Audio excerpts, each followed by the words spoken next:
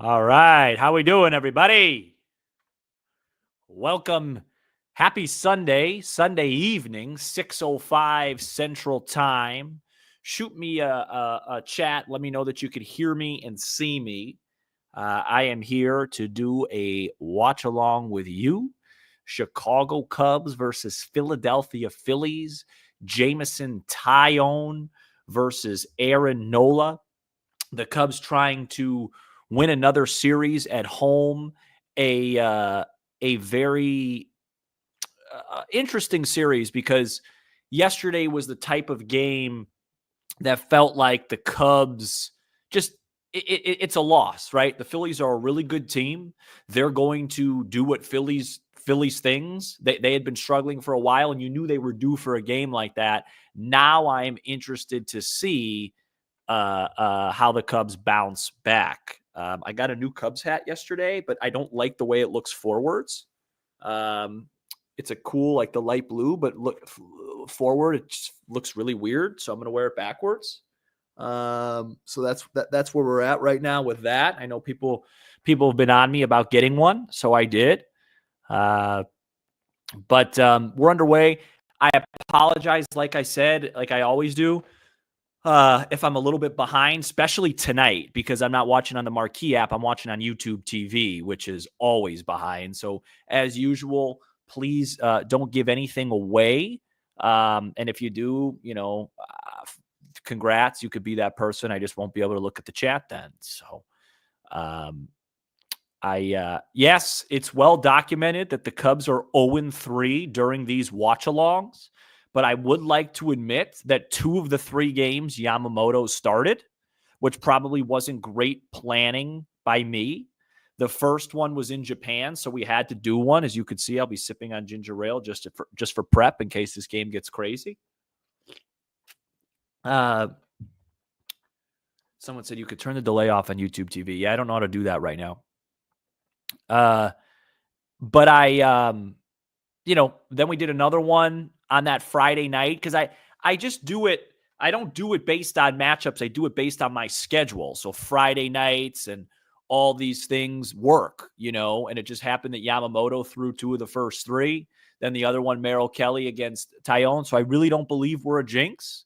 And tonight would be a really, really good day to prove that, because if all goes well and the Cubs win this division, I'd like to do a watch along for at least one of the playoff games, but we cannot do that if we go 0-6, 0-7.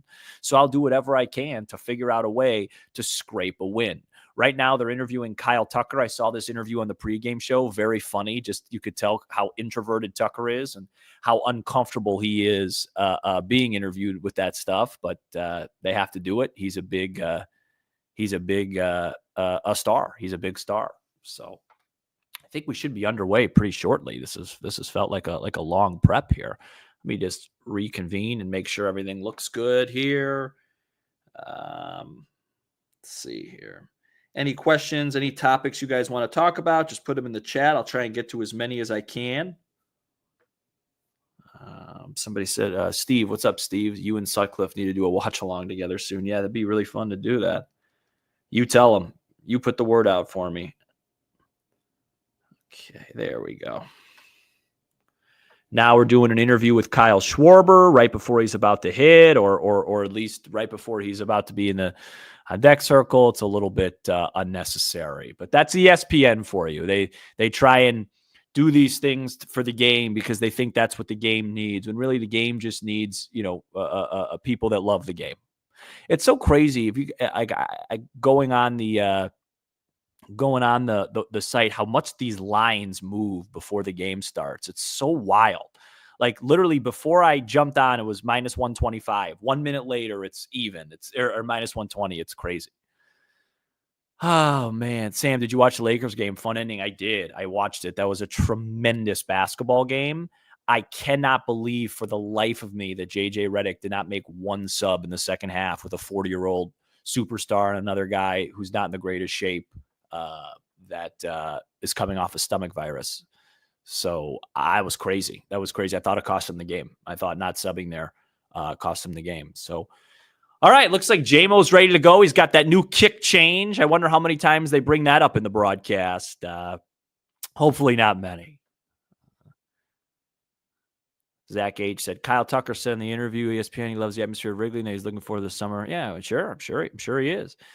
As JMO's first pitch looked like to be dotted perfectly, but it's a ball. If you had over under and you had under less than 2 minutes before I started to get a little upset at the umpires, you win. Congratulations. Here's the 1-0 from JMO. Man, I got to tell you, watching this Phillies team, man, do they take a lot of pitches. Do they take a lot of pitches? I mean, this guy, I mean, it's crazy. Here's a little bunt, get foul. Does letting go of Schwarber rank up there as the worst Cubs moves along with the Lou Brock trade? Yeah, I mean, at the time it wasn't it wasn't like that, but yeah, I mean, the way he's aged and the way he's played is sure, if you want to say that. I mean, it was totally a financial move. Hoyer admitted that in the offseason. They needed to, to tighten up the budget, and I don't want to go there, but yeah, if you want to say that. Eddie says, "Hey Sam, I tried those chili pistachios today. They're legit. They're delish. Yeah, absolutely, man. I'm not lying to you guys. In fact, give me about a half hour. I'll probably bring some out during the ball game." 2-2 to the selective Bryson Stott. It's a ground ball foul.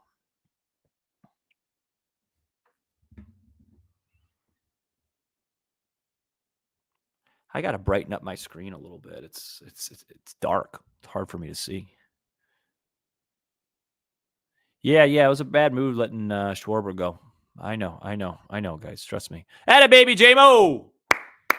It's also was really bad when they had a chance to sign Bryce Harper, who came out publicly this weekend and said the Cubs were his number one option, and they couldn't do that either. So, to me, that's what that bothers me probably more than the others.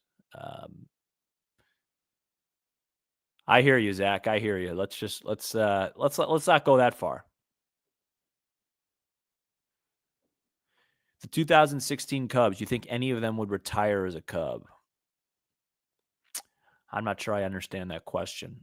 Like, would they come back just to retire as a Cub? I don't know. I don't know. Turner, it's a little blooper. It's going to get down for a base hit. That's no fun. That's no fun.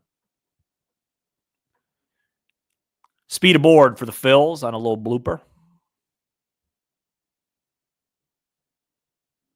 Lou said, "Is it time to panic if the Cubs lose this game tonight?" Man, you guys are something else. No, it's definitely not time to panic if they lose 2 games in a row in April. No, I don't think so. I'm not sure it'd be time to panic if they lost 4 games in a row. They're playing some really good teams. We got a show to do, and we got to talk game by game. But no, it's not time to panic at all. That would be that would be not the move. That would be not the move there. 2-0 here. This is what happens when you face an elite hitter with a guy on, right? You get a little nervous. Wind's blowing out. I think they said a little bit to left field. It's a good day to hit. James was susceptible to long ball. It's a lot harder to attack when you got a guy on and you're facing a guy that's so dangerous. This is a tough part of the lineup here with Harper and Schwarber. It's why it's really important to have lefties out of the pen. Stay in here.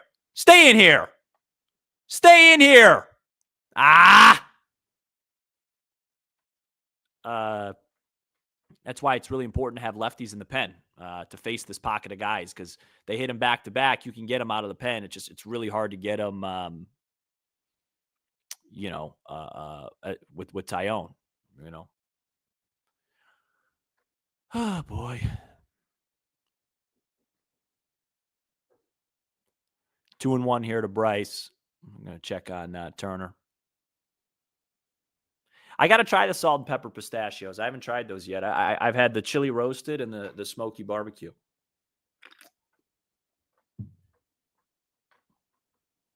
Come on, J-Mo. Ball's crushed a long way foul. Love the watch long, Sam, but we better get a winner. You should consider retiring them. I think we got to do a little bit better job on the superstitions, guys. I really do. I really do. I mean, if you want me to retire them if they lose tonight, consider them retired. But I don't think that that's really intelligent. I really don't think the Cubs are playing any differently because I'm doing a watch along. Good pitch, JMO.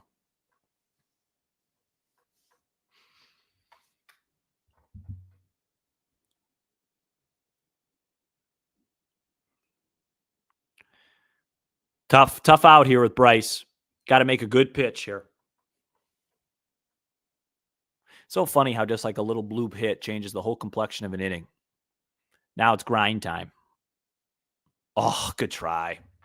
Really good pitch, really good take. Now we got a full count.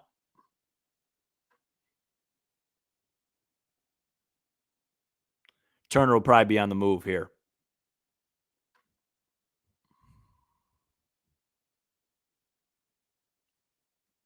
Here we go. Big pitch right here. Good play, Nico. Got him. Wow, I am really surprised. I am really surprised that Trey Turner wasn't on the move there. Really surprised. Great play by Nico. That's probably an infield hit if Trey Turner's on the move. Very surprised. Trying to think why he wouldn't be on the move. Tyone, not a big strikeout pitcher. You trust Bryce's knowledge of the strike zone. If that was a Cubs situation, I'd be livid right now, but it's not, and I'm very excited about it. Great play, Nico. Here's Schwarbs.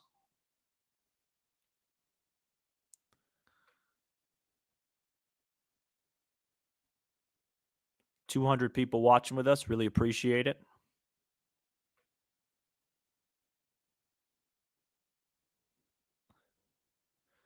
Schwarber, what's made him so good is as he takes that pitch, he is so selective, right? He doesn't offer at bad pitches, but then you make a mistake in the zone and he makes you pay. Like that's his whole game. I'm not going to swing at balls, and if you make a mistake, I'm going to crush it. You got to just execute your pitches to him. Like right there. Right there is a great example. That is just such a fantastic take. And that's what Schwarber was doing. Someone just said no audio. Can you not hear me?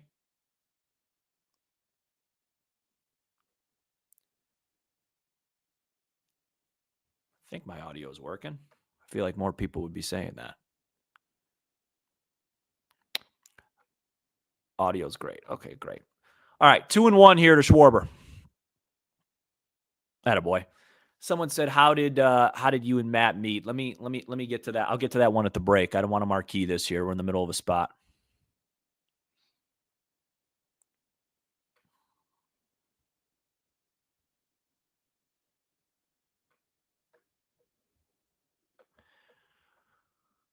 Two and two count.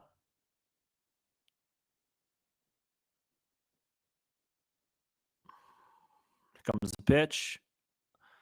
That should be routine. On the infield, Nico make the call. Beautiful. Nice job. Nice job, JMO. Somebody asked, how did Matt and I meet? We met through Matt's cousin and my friend Nick, who I've been friends with for a really long time. Started hanging out. You know, Matt was always a little bit older, so like we never really got a chance to hang out. And then once we hit like, God, it probably started I think like 2018-ish. So mid-20s, it was like, oh, like 2-3 years age difference isn't that big of a deal. I like this guy. Let's hang out more. So we all just started hanging out in a group a lot. And that's how we became friends through Nick and, you know, started talking about the Cubs and started talking baseball. And, you know, that's pretty much it.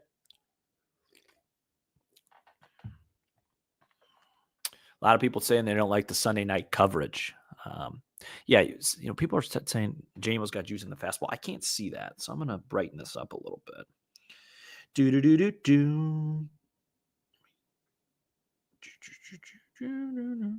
There we go. Now we're cooking. Now we're cooking.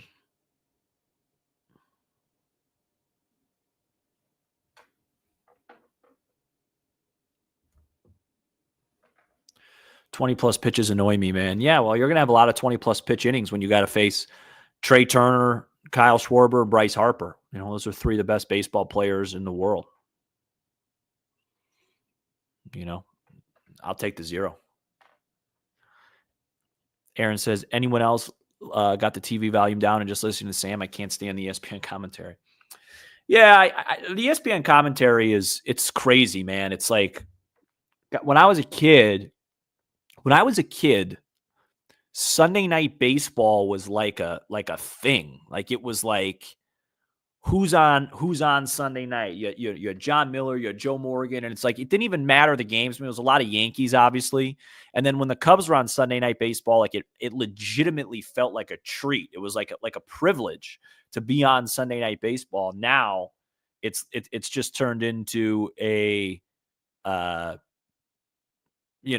like all right, if this is a good game, I'll watch it. If not, I'll watch something else,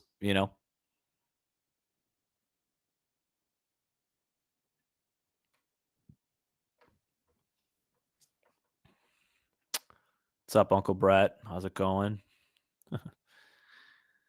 ESPN muted. Usually go Pat Hughes or on Coomer. Yeah, I haven't been able to sync that up yet. As Hap takes a strike, that was not a strike. Kevin said, "How deep in the game are you going?" It depends how it goes. Go with game flow. I don't have a set time plan. Hap hits a ball to center routine. It's not going to go anywhere. I think Ian Happ now is 0 for 16 in his career against Aaron Nola. I saw that before the game. With Nola,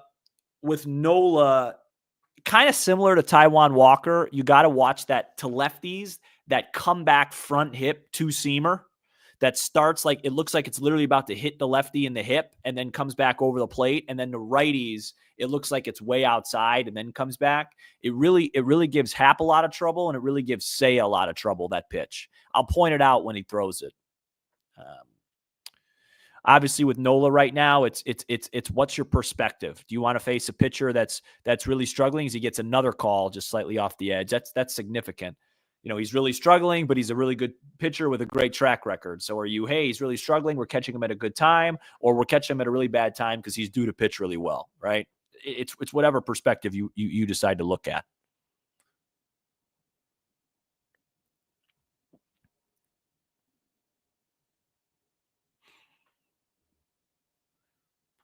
$225 people with us watching the game. Appreciate it. Sunday night, probably hanging out with the fam. Here's a 1-1 pitch to Tuck. Not close. 2-1. He hasn't worked. He's only worked into to Hap once. Everything else has been away. Probably because Tucker doesn't have a big issue with that pitch.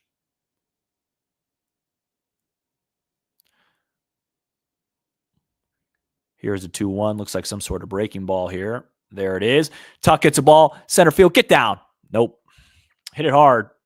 Got a little frisbee breaking ball right at the center fielder. He didn't hit it as hard as I thought. I was actually hoping he hit it softer so it would get down. Yeah, just right off the end of the bat. Right off the end of the bat.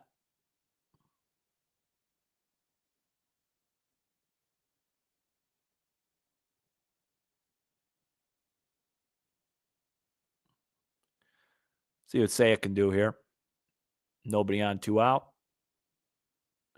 My goodness gracious. This guy is living on the edges here, man. He's getting ahead of every hitter, barely. Be a call.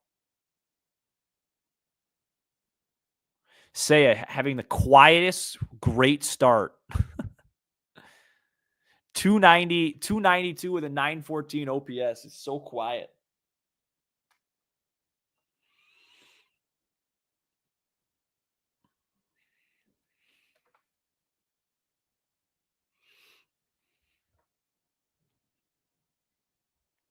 Ooh, Saya pounds a ground ball right off of his foot. So far, it looks like Nola's got pretty good command. He's throwing every pitch where he's wanted to, and he's when he's missed in his favor. What you have for dinner, Sam? Yeah, I had this like chicken sandwich, but I didn't schedule my time well, so I only had time to eat like 3/4 of it. I might bring it out in a few, 20, 30 minutes with my pistachios if I get hungry. If I had one nitpick with Seiya as a hitter, it's like, and it's not even about the spots. It's like when he gets to 2 strikes, don't give up here. Hang in there. Like hang in there. You know what I'm saying? Uh, um, like you don't have to flail at pitches just because you're behind in the count. Like you got this, man. You got a great eye. Trust your eye. Be smart. See what I mean? It's just when he gets behind in the count, he's the hitter. I've never seen a hitter. Obviously, when you get behind in the count, you're a worse hitter. When you get ahead, you're a better hitter. I've never seen the extremes with Seiya. When he gets behind like 0-2, 1-2, I feel like a 160 hitter's at the plate. And when he's ahead 2-0, 3-1, I feel like one of the best hitters in the world's at the plate. It's wild. Not a good start there for the Cubbies. Not great ABs. Sam, can you answer this? What are 2 to 3 things you would do to help make Marquee better during games? Yeah, just stop the side chatter as much. Limit it when things are big. Yeah, this is a good question. Limit the side chatter in big moments. You obviously can't talk about baseball for 27 consecutive outs in 3.5 hours. But in big moments, don't joke around. That would be number one. Number two, just act like you care about the result. I think that would be a good answer. And then number 3 would probably be like don't miss details. Like when Seiya forgot how many outs there are. If you're going to joke around about food and pizza and hot dogs and stuff, then you got to make sure when one of our players forgets how many outs there are that you mention it on the broadcast. Things like that. So I think that would be it. I think, a lot of people get on Boog and a lot of people get on, less people get on JD, but it's also the producers, right? Like this is a team effort. They're getting told what to talk about.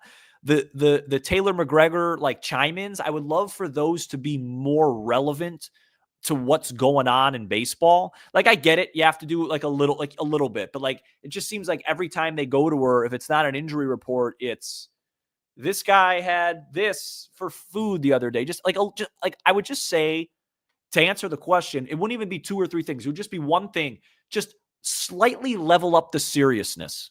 And to be honest with you, I actually think JD's done that this year. Like JD's been pretty good this year. He's been, you got to be critical at the times to be critical.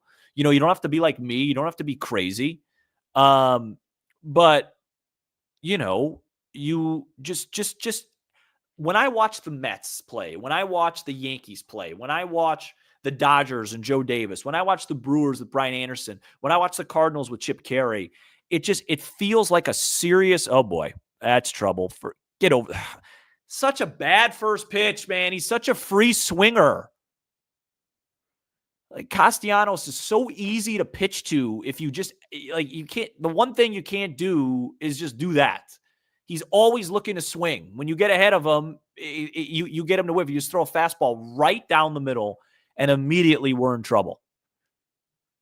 That's what he's there to do. See it, hit it. That's what Castellanos does. It's terrible pitching. But yeah, just raise the level of seriousness.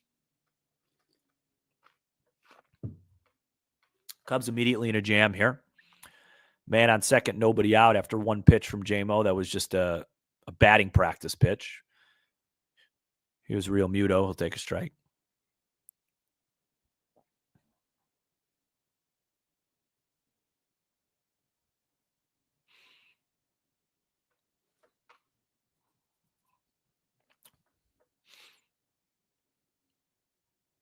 Every watch along we've done, too, forget the fact that the Cubs have lost. We never score. We scored 1 in my first watch along, 1 in my second, and none in my third. I've announced 2 runs in 3 watch alongs this year. Good pitch, J-Mo.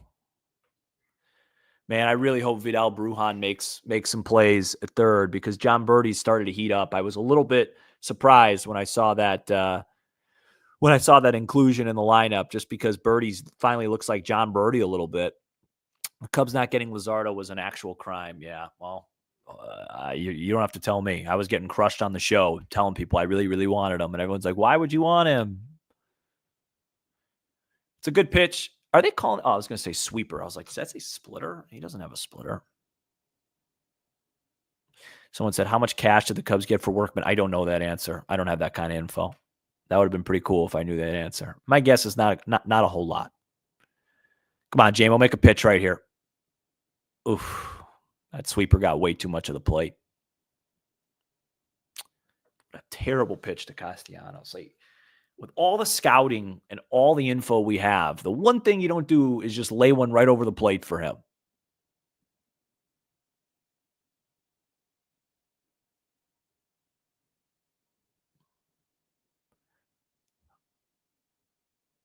Was that? Oh, man, that looked like for a second that Amaya just whiffed on it.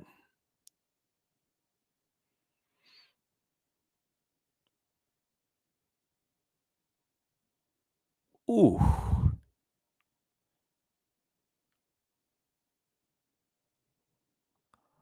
JMO's made some good pitches. Real Muto's fouled a bunch off. And that ball's caught. Woo! Caught a break.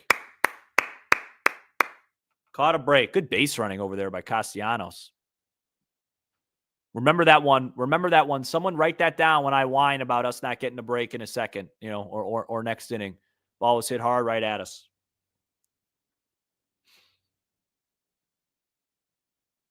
That's really good base running right there by Castellanos. All right, that's a big out. Take advantage of it. We're not getting that call. Who's this, Kepler?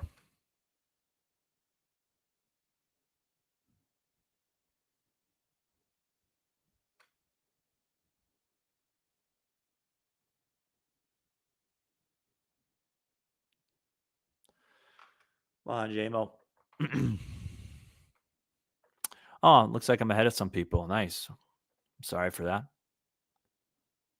Probably because of what I'm watching through. Someone just said Bush needs to play every day at this point. Yeah, it's fair. That's fair. But they paid Turner to hit to hit lefties. They're not going to give up on him after one bad month. But you'll probably see Bush in there more and more if it continues to trend the way it is. But he had a decent game yesterday. Turner, he had a hit and he hit a ball to the track. I feel like J-Mo needs a finishing pitch. Yeah, I mean, this is just who he is at this point. He's not going to just go get one. This is who he is. This is J-Mo. Good play, Miggy. Can the Lakers come back down 3-1? Sure they can. Yeah, they got two of the greatest playoff basketball players to ever lace them up. They can come back. It's going to be tough though after they just played 45 straight minutes and didn't sit out the second half, especially on LeBron. But 3-1, base open here. You don't have to give in. Little check swing tapper. Dansby's got time. Make the throw. Got him. 2 down. That's a bad at bat from Max Kepler. All right. Sam, how many wins would the Cubs have had in 23 and 24 if they had someone like Duran or Clase? Yeah, a lot more. But those guys are year to year. Like Durant. The answer is a lot more. I'm not going to put a number on it. I think last year they wouldn't have had 10 more. Like they wouldn't have won the division last year. Probably like 5-6 more. Something like that. Here's Bohm, another guy that likes to swing it. That's a really good first pitch right there. I appreciate it, Steven. Thank you, man.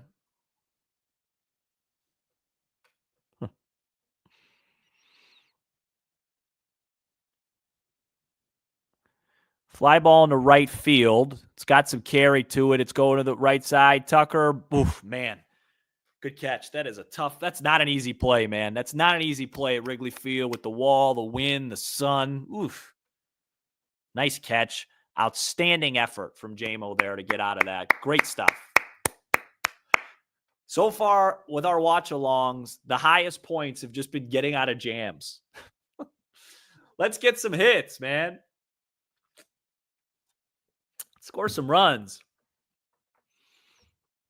So what do we think about this? Like, doesn't this hat just look a little weird forward? Like, it's something with the bill or something. It just doesn't look right.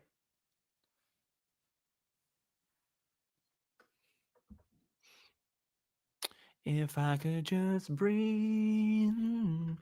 Check on some scores. I know the Brewers run. Reds have heated up here lately, but I'm not going to overreact to it. They swept the Rockies, who usually I'll always say the Rockies are tough at chorus. Not this Rockies team. This Rockies team stinks. The Reds have, I think the Reds are now at they have 14 wins or 15 wins. I think it's 15. 6 of their 15 came in sweeps against the Pirates, where they didn't have to face Skeens, and then the Rockies. So as long as we beat who we're supposed to beat, like they're beating who they're supposed to beat, we'll be fine, because there's no chance, and I repeat, no chance that the Reds have the ability to go 17-11 or whatever it is that the Cubs have gone against this group of competition. So, Sam, what's your honest thoughts about us signing Tucker long term? Yeah, I think it's a much bigger chance than I thought it was heading into the season, just talking to people around the league that I trust. But it has to happen like soon. It's got to happen by, Cap said the All-Star break. I think that's probably the absolute last deadline. I think the sooner the better. But yeah, I mean, I think it's possible. I'm not, like, percentage wise, I'm not ready to put a percentage on it yet. I going into the year, I was at like 5%, and I would say I'm much, much higher than that now. So I go with Canada Dry. Peter Joey says, who do you like to win the NBA title? Man, isn't that a great question? I bet on the Thunder a while ago. And so that's who I'll probably say. And this sounds kind of weird, but I actually think less of them after they just swept the Grizzlies. I didn't think they played well in Memphis at all, and that concerned me a little bit. But I'll stick with my pick. It's really up in the air, though. It's not like a classic, like, who's going to win. Sam, do you think Swanson would still be batting fifth without the big contract? Yeah, I don't think he's batting fifth because he's getting paid a lot of money. I mean, it's what's one spot in the order. He batted down at times last year. Man, I'm annoyed right now at how sharp Nola looks. I want to say that publicly. I'm annoyed. Like, it looks like he's really worked on stuff, and he just looks good right now. His stuff looks like maybe not as much as stuff, but his location, like, everything has been located so far. It's like, I feel like I'm watching Yamamoto again. Come on. That's the pitch I'm talking about. His velocity's down, though. So to Bush, he's trying to start that at his hip and then have it come back around the inside corner. Let's see if he tries it again. Because Bush will take that pitch. Let's try it again. Nope, he's going away with something. Atta boy, Michael. Full count. Yeah, I don't know. Probably Casey's more valuable in that case.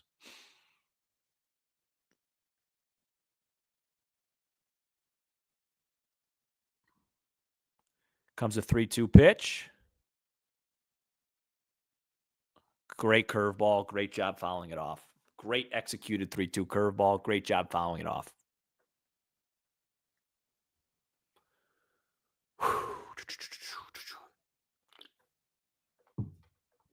If I knew.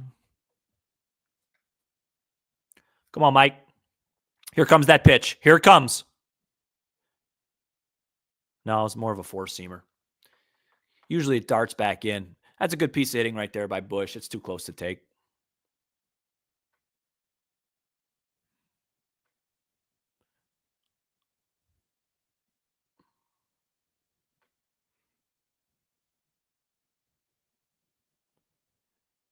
Ah, man, just ground out to first from Bush. Really, really good execution from Nola, man. Really good execution.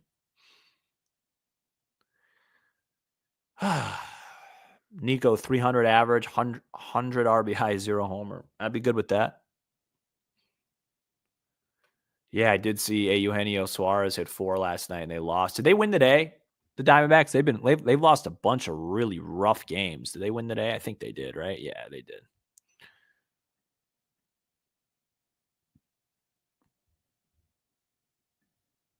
He has the wind blowing in, so he just throwing strikes up to hitters not to swing at bad pitches. I don't think we've swung at a whole lot of bad pitches. I think he's made really good pitches. I don't, outside of Suzuki's strikeout, I think the Cubs have swung at all the right pitches. He's executing. I hate to sound like this because this is exactly how it feels when I watch Yamamoto pitch on these watch-alongs, but he's just executing right now. Like these are perfect. He just made a perfect sequence to Dansby. Come back two-seamer right on the corner, called for a strike, then out of the same exact tunneling, throws the cutter that goes the other way and gets the swing and miss. And that's A+ pitching right there. Yeah, that's just. I mean, Dansby looks bad, but this is what I feared when I saw Nola was struggling. Because you guys know me, I am always if a talented team and a talented pitcher has a really, really good track record and they're in a funk, I don't like seeing them because they're going to get right at some point. And right now, Nola looks tremendous, but it's early. It's early. Another darted cutter right on the corner or right on the bottom of the zone. We'll do more with this second time around though, because the stuff's not as sharp. It's just he's locating perfectly right now. Going to come in with a fastball here. Nico just lazily pops it up, and it's going to get down. That should be 2 for Nico. We'll take it. That's really bad defense by the Phillies. My goodness gracious. That ball was up in the air for a while. I will say it carried a little bit farther. I thought it was going to be the second baseman's ball. He just gave up on it real early. Castellanos ran away from it. That was not good. But hey, make it pay. Make them pay. I'll try and pause a little bit before I give it away since I'm ahead. I'll try and give it a second. My analysis, and then that'll make me sound smarter. Ooh, that was the one, Petey. That was the one, Pete. Little get me over curve. Because Pete likes to swing early. Come on, Pete.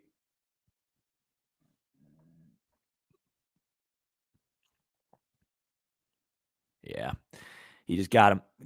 Got that's the next step for Pete, right? As he fouls one away, it's like took the good one and then just completely now is in swing mode.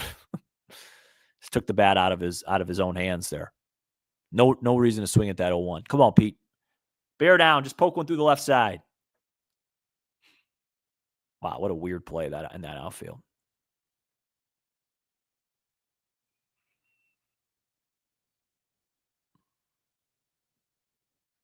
At least they made him throw a couple extra pitches with that play. Pete pops one in the air, get foul.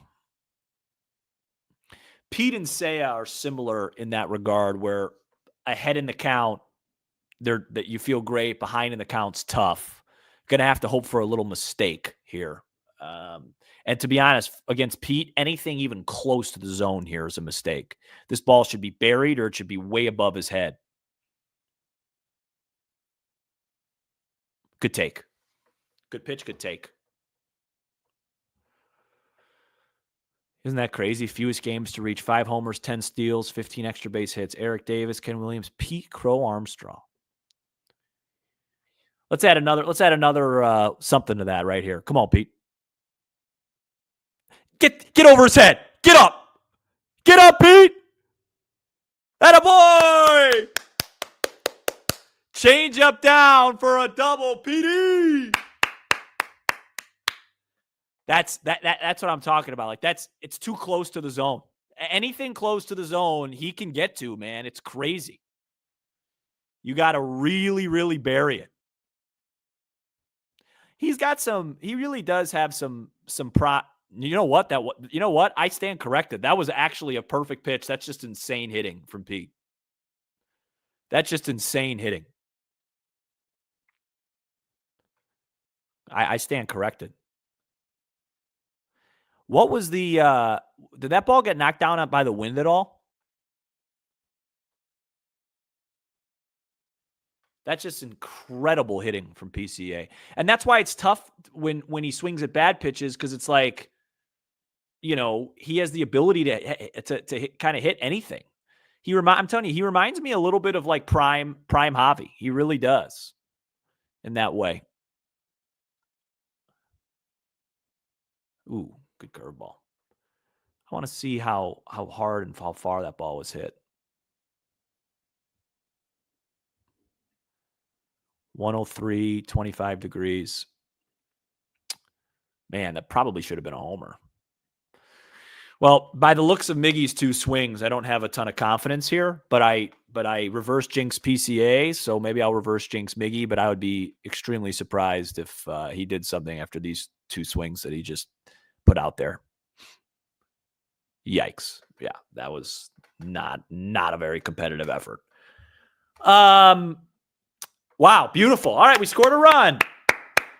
That's progress. And let's be honest, we caught a break. That ball should have been caught. So we'll take it. Did Pete think that ball was gone, you think? Because I got to say, off second look, it looked kind of like I thought it was gone too.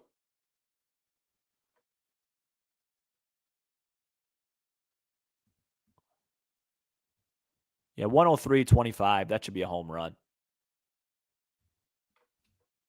That should be a home run. They said before the game on ESPN that the wind was blowing out a little bit to left. I don't know if that's means blowing out to right a little bit, but that looked like a homer. But whatever, we'll take the run. That was an easy run. But what I have to do is I got to remind myself to update my win tracker. I'm updating every single Cub this year that gets either a cheap homer from the wind or gets robbed of a homer of the wind. And I'm counting that as a -1 for Pete. So far, if you're wondering, Carson Kelly's gotten 2 wind-aided home runs. And then every other Cub, I think it's been like 7, have been lost, which makes sense in April.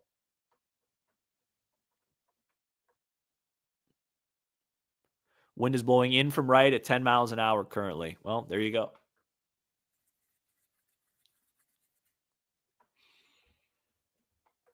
How fun is it to watch him? What Cubs players' jerseys do you own? I think that question's been asked twice.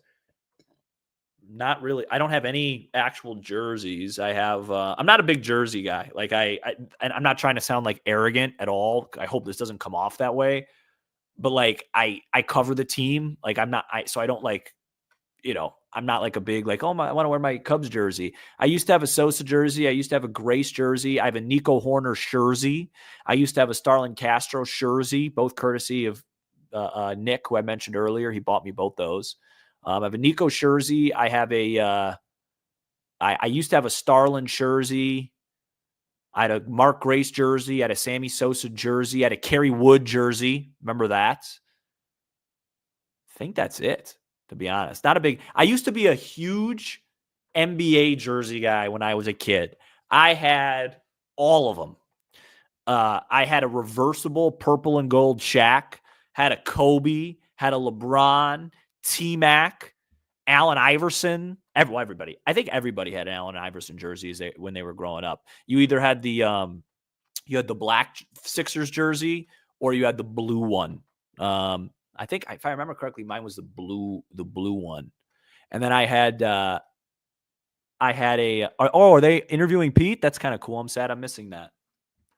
And then I had this old school blue 8 Kobe Bryant, like old jersey. That was sweet. I had some cool ones. 2-1. Don't let the 9-hitter reach here. Yeah, if Tucker extends, I said this on the show.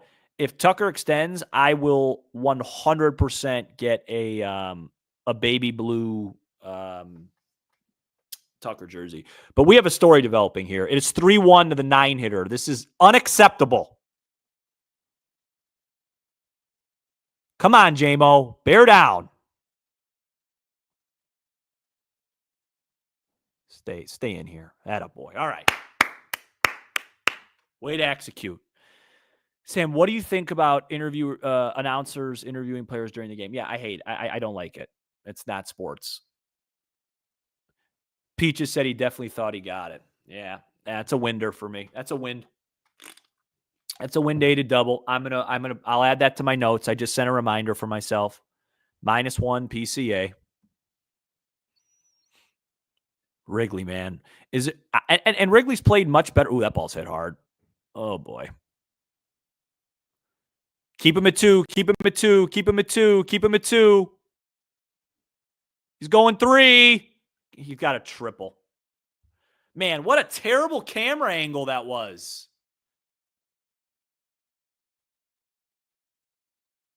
It looked like Tucker really kind of went after that.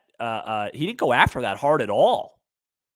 There's Bryson Stott ambushing the scouting report. That was really poor. Yeah, Tucker really lollygagged after that. The camera angle was brutal.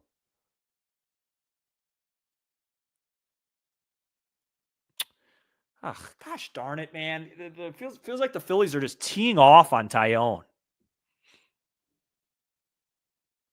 I feel like I'm missing really good content from this game right now. Cubs are bringing their infield in. That's kind of a bold move in the third inning with Turner's speed. You don't want him to get on here. That a great pitch right there. Yeah, no, that was definitely a odd route that Tucker took there. I'm not gonna overdo it, but it definitely looked a little bit like he was lollygagging it a bit. It's another really good pitch by J-Mo there. Yeah, that was so hard for me to figure out what was going on. I couldn't see the camera angle. I didn't know the guy was going to second. I couldn't. They were just showing PCA the whole time. He's in center field.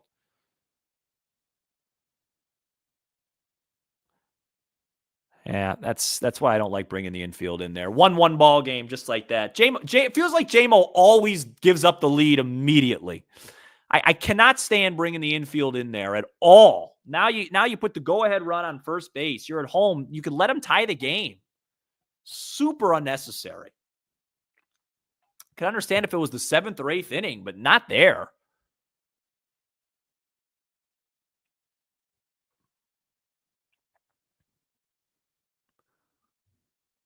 Now we got a guy on first. Man, everything in this game just changes so quickly. We celebrate a Pete double, which should have been a homer. Come back out, get an out. You blink. Now we're just trying to get to the bottom of the third tied.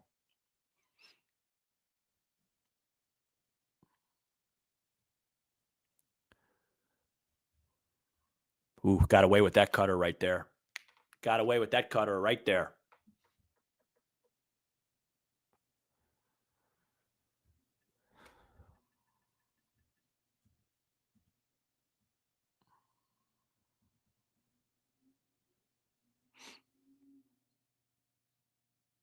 There he goes. There's the throw. I think they got him. Yeah! Great throw, Miggy. Great throw, man. That was a dot. Perfect pitch to throw on, too. Good fastball way. It almost acted as a pitch out. Boom. Right on. Great throw, Miggy. Beautiful. Oh, it's a lovely throw. Lovely, lovely, lovely throw. Great pitch to throw on, too.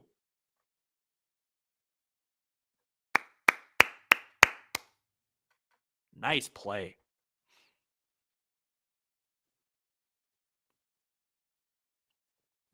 That was a gorgeous, gorgeous throw. Any other pitch, any other spot that ball's thrown, he's safe. He's improved in that area. Somebody literally, Michael just said the exact same thing. He has improved a lot throwing the ball. That's not a good pitch, J-Mo. Can you do a mound visit even in a low stress spot? Like, let's bring out can we just talk for a second, J-Mo? Like, what are we doing there? It's a 1-2 pitch to one of the most dangerous left-handed hitters in the game, and you just hung a curveball in the inner half and another hanger. Boy, Nico. Somebody asked me if Bryce Harper's a Hall of Famer. Yeah, he will be. I mean, assuming he keeps this up. It was so funny. I had sometimes, and I love you guys, and everybody always is entitled to opinions and takes and things like that. And I really try. I think it's a really big mistake in the podcasting world, and I think it's a big mistake in life to just judge, to get on people, like if they have different takes, or let people fan the way they want to fan. But I have this one guy, I won't say his name because it seems like a super nice guy, and we were just talking about the Harper thing when he was like, well, I'm glad they didn't get Bryce Harper. He wasn't a clubhouse fit, and the Phillies haven't won a World Series with him. And it's like, first of all, he's probably as good of a clubhouse fit as anybody I've ever seen for the city of Chicago. That guy is made for the city of Chicago. Secondly, now I'm curious. Like, I want to look up the Phillies record and like playoff runs since they've had Bryce Harper. They went to the World Series in 2022. They were up 3-2 in the NLCS 2023. And last year they won the division. Like, yeah, winning a World Series is really hard. The Dodgers have only done it twice, and they've been the best team in baseball for like 10 years. But come on, guys. I mean, you don't want Bryce Harper? If you don't want if I don't want Bryce Harper, then I don't know what I want.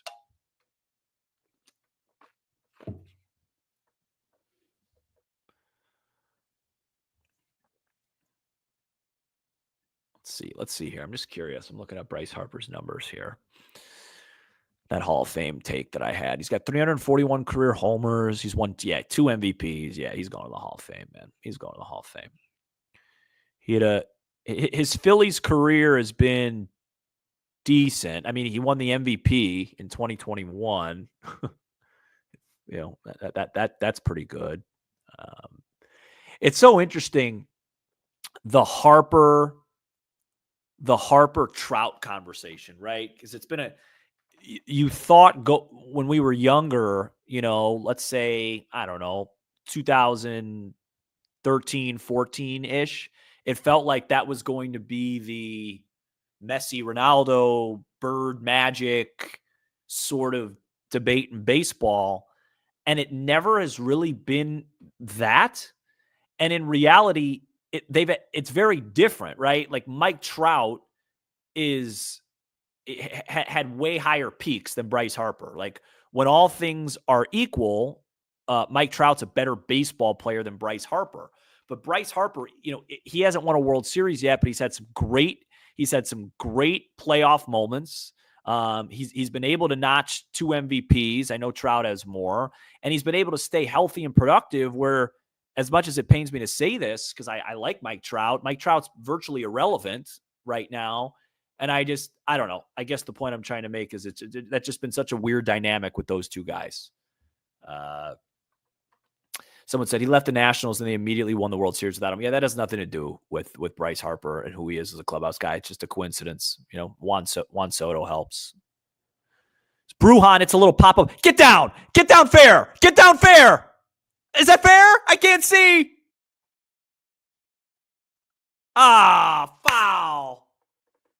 Oh, that would have been lovely. How close was that? Oh, that would have been sweet, man. Oh, a 9-hitter bloop double ahead of Ian and Tuck. Oh, throw Manny Machado in that mix. I think he's a level below those guys. Oh, I thought that was fair. Good take, Vidal. Yeah, Bryce Harper has 2 MVPs. He's in the Hall of Fame. I'm trying to remember how many Trout has. I should know that off the top of my head. I think he's either got, I think it's 3 or 4. I think he has 4.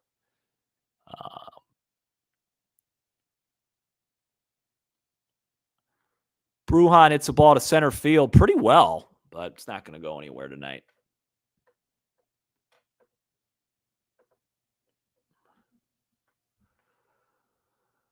That was good at bat. That was good at bat, Vidal. Respect, man.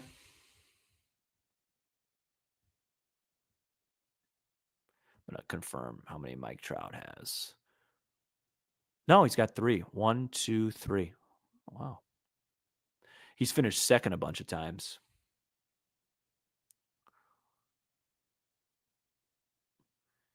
Ian just isn't seeing that, man. That's just not a strike, brother.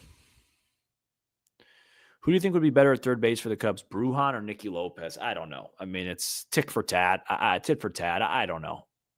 Brujan has more speed, more upside. Lopez is probably more of a, just make the play type of guy.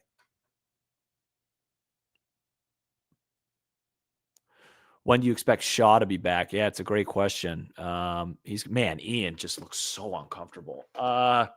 He's going to have to hit for about a month straight.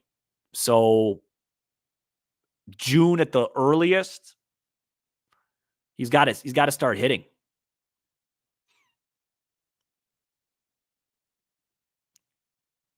That's the pitch I'm talking about, but he doesn't have a feel for it right now. Yeah, I think Mo's awesome, man. I think Mo's great. Ballesteros is great. They don't have anywhere to play him right now, but that dude could definitely hit. My guess would be, if you guys really want to look ahead, could take by Ian, is if the Cubs do extend Kyle Tucker and go over budget, I would not be surprised if someone like Seiya got traded next year, clear his last year of $18 million off the table, and just DH Ballesteros. That's something that might be in play. Here's a 2-2 to Ian. Breaking ball. Ian just, it's crazy how certain guys just don't see certain pitchers. I mean, he's 0 for now 17, I think, against Aaron Nola. And he just looks so out of whack against him.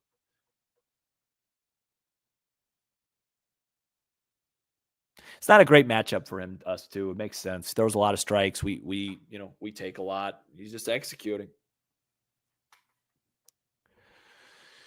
This is the exact situation you dread. Kyle Tucker at the plate, nobody on, 2 outs. He could hit a ball 512 feet. It's worth 1 run.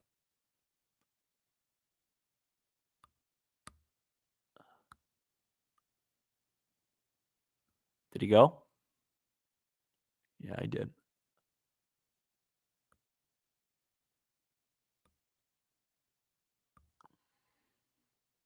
Who would you rather part with, Casey Alcantara or Ballesteros? Probably Alcantara.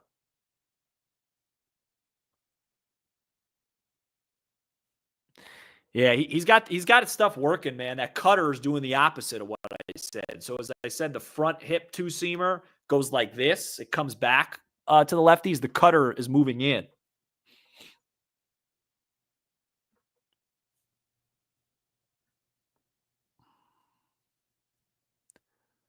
Oh, man.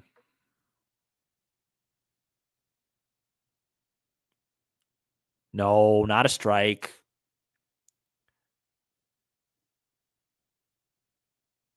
It's a good ball game so far, though. Good ball game. Well pitched. Well defended outside of the one play by the Phillies.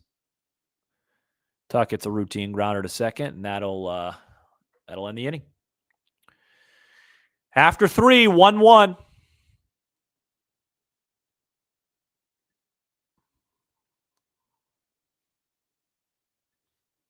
Let's see here. Just looking up something real quick.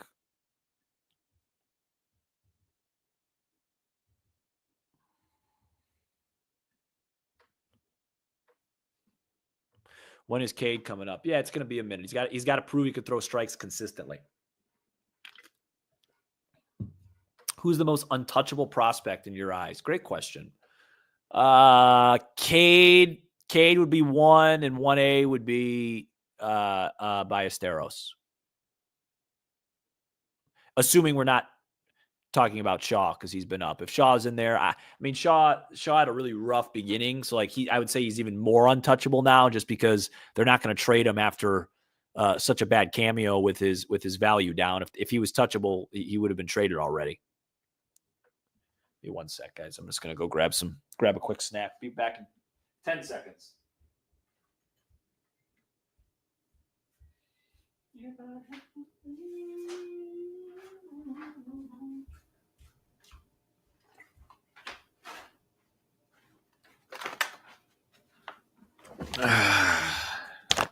Go time, man.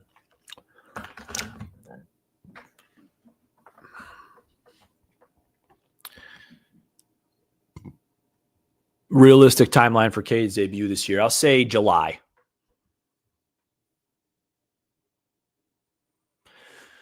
Do you think at some point, someone just said, what do you pay for rent? Do you think at some point in the season it would be best that Hodge closes or would take Presley a few bad outings? Yeah, Presley would have to, it's Presley's job until he loses it. He'd have to lose it. I mean, Hodge is the best reliever, I think, but Presley would have to lose it. Nathan, I don't think I'm going to answer that with 270 people on the air, but appreciate the question. What if I just said like $75K a month? Would you guys be like, wow, what is going on with that podcast, huh?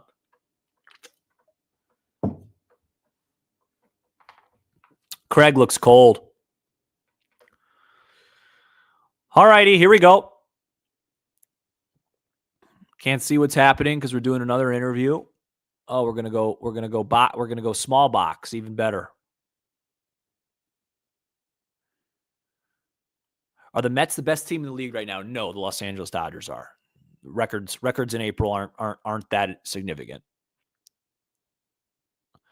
Oh, that'll do. Well, no, it won't. Not if you lollygag. Can we pick up the pace a bit? God, we're just walking towards these baseballs. Let's go. Good play, but just wake up a bit.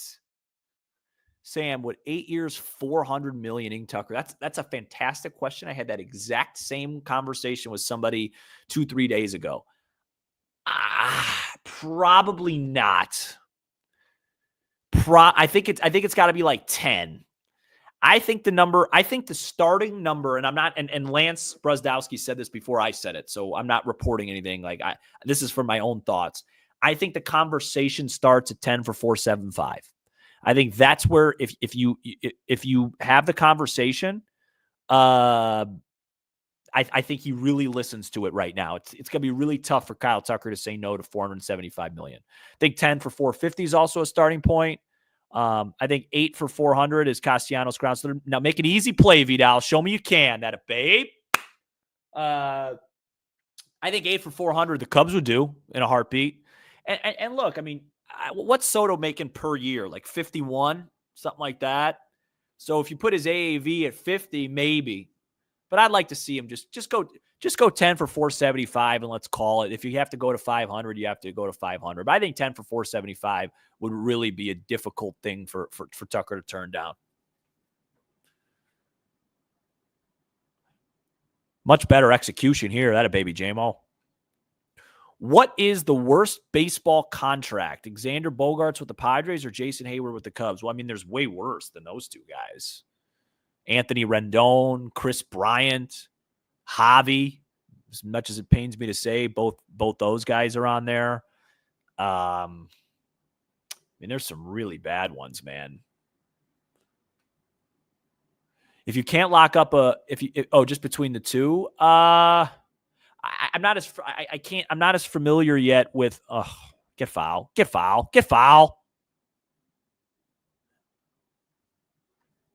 I'm not as familiar with Bogaerts, what he's done there. I know it hasn't been great. Let me look. Let me look. He signed there when his first year was probably 2023. Oof, yeah, no, it's not good. Oof, not good. Yeah, that's a great question. I don't know. Probably either. I mean, the Cubs won a World Series with Hayward, so I'll say Bogaerts for now is the worst one. The problem with the Hayward one is it just hamstrung the Cubs so much. No J-Hay, you probably are able to get Bryce Harper. And then you feel confident in saying that no J-Hay, the Cubs still win. Ring them up. Great inning. You feel confident in saying that the Cubs probably would have won the World Series because J-Hay really didn't help much. But, that speech, you never could undervalue mental health and what that does for a team that's like really struggling and panicking, and you have a nice leader talk you down and calm you down a little bit. You can't put a price on that, right? So I don't know. Someone just said, there's a lot of questions coming in here. It's always fun. Do the Cubs offer any deferred money to Tucker? I mean, Tom doesn't like deferred money, so probably not. We'll see. Baez will fall off. I guarantee it. Well, he's already fallen off quite a bit. Oh, you mean just because he's off to a decent start this year, I guess. Who's your least favorite Cub killer? Man, I don't like any of them. I don't know. Sam, I want to make the argument that Hodge shouldn't be in high leverage until he can command the fastball for strikes. I respect what you're saying, but no, he definitely should be in high leverage. Have you? There's no other. No. He should be in high leverage.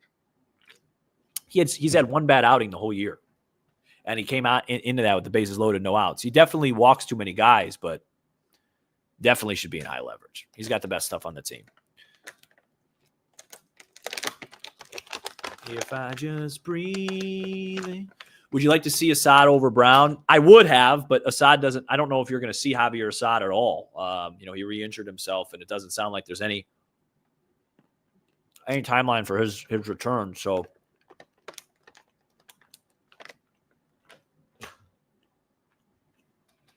yeah, I think sounds like the Cubs really want to let Ben Brown have a chance to start, and considering that Steele's hurt, they don't have tons of options there right now. I think my guess would be as the season goes along, Ben Brown at some point will become a max inning or a max effort short, relief guy, which will really help the team. But they got to get other starters. I mean, right now they're really thin there.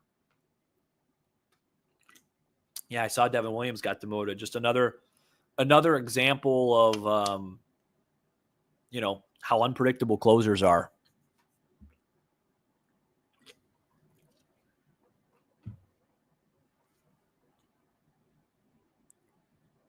Somebody said, "Do you think Paul Skeens will extend in Pittsburgh?" Yeah, I think with all the injuries that happen to elbows right now, he gets offered $350 million. It's just hard to say no to that. You're one pitch away from blowing out your elbow, So yeah, I think because of that, there's a possibility. All right, Say, get us going here. Have a competitive AB. Either swing early in the count or get ahead in the count, because when you go 0-2, 1-2, it's just a nightmare. Dotted.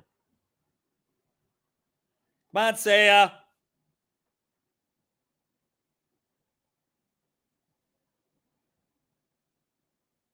Yeah, Sandy Alcantara's not pitching the ball well, though, right now. You don't want to give up Matt Shaw for him right now. No way.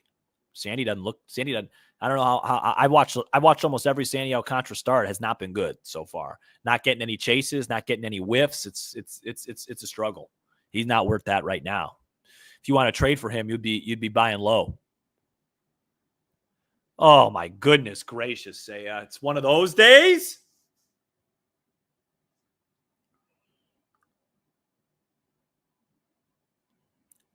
Yeah, the Marlins got some arms, man. That Max Mayer kid, he can really pitch. Struck out like 13 the other day.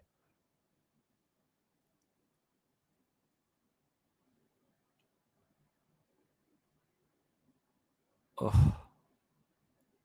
Saya looking at his hand. Call time. Gather yourself.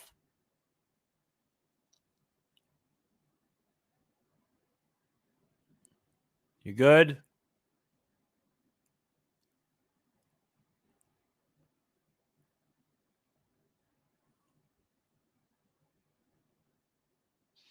Watch for that comeback fastball. Don't look at it. There it is. That's the pitch.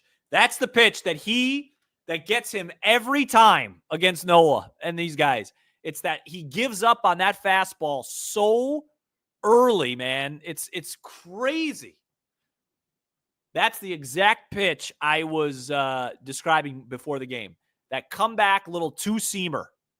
It's front door to lefties, back door to righties, and it befuddles the Cubs. He did not go. Boom. He gives up out of the hand and ends up right down the middle.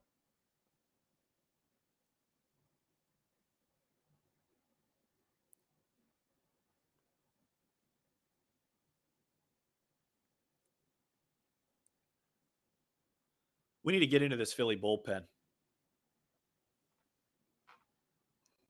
mean, with all not to be the bearer of bad news, we shouldn't even have a run right now. That Horner ball should have been caught. PCA's ball was the only Only well-strict ball. Oh, goodness. So what's my favorite ice cream? Probably pistachio. No coincidence that I'm eating pistachios right now. Pistachio, maybe mint. I don't really eat whole lot of ice cream.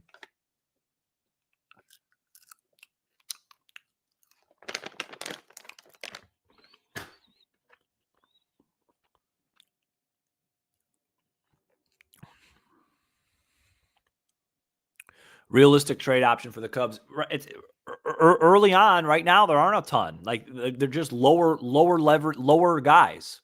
You know, it's hard to make a big trade in April. You want the year, and it's not just other teams don't want to do it. If you're the Cubs, you want. Here comes that pitch again. I think there it is, missed up. You want to make sure you're trading for a guy that's having a good season, so you want to wait a little bit. You know, it's hard. I think over the next couple weeks, you might see another reliever, maybe a fifth-ish starter. I don't think you're going to see any sort of headline stuff until closer to the deadline.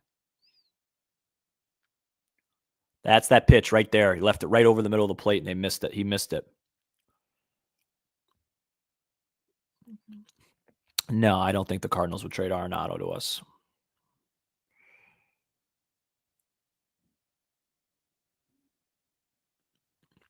Noah's been really good today so far. Got to give him his credit.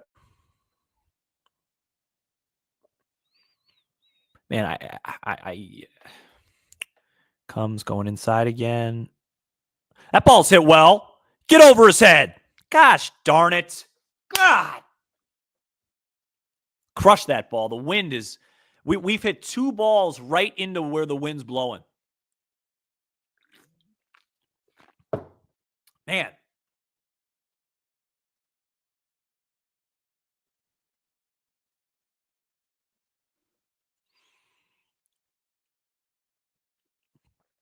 Somebody said, Sam, you're so right about Seiya being an enigma. Yeah, man, it's crazy. It's unbelievable.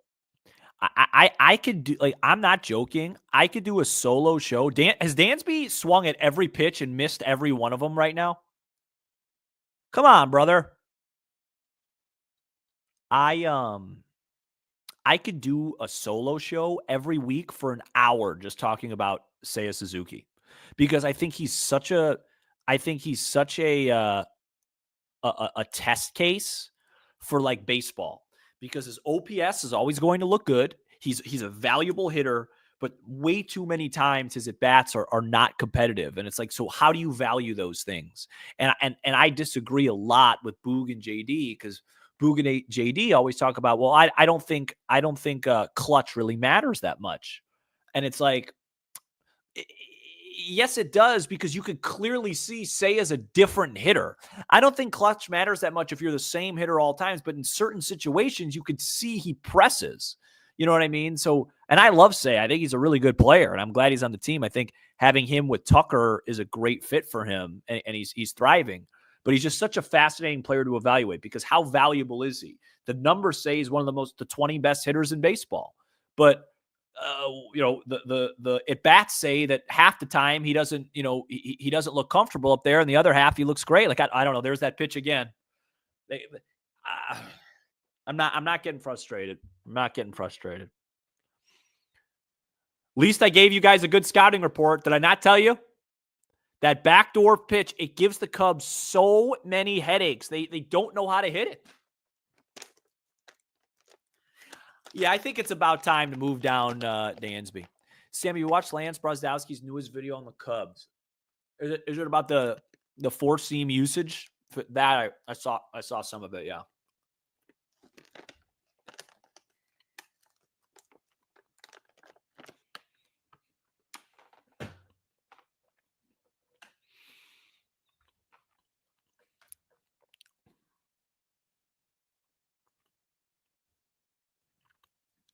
What's Dansby hitting right now?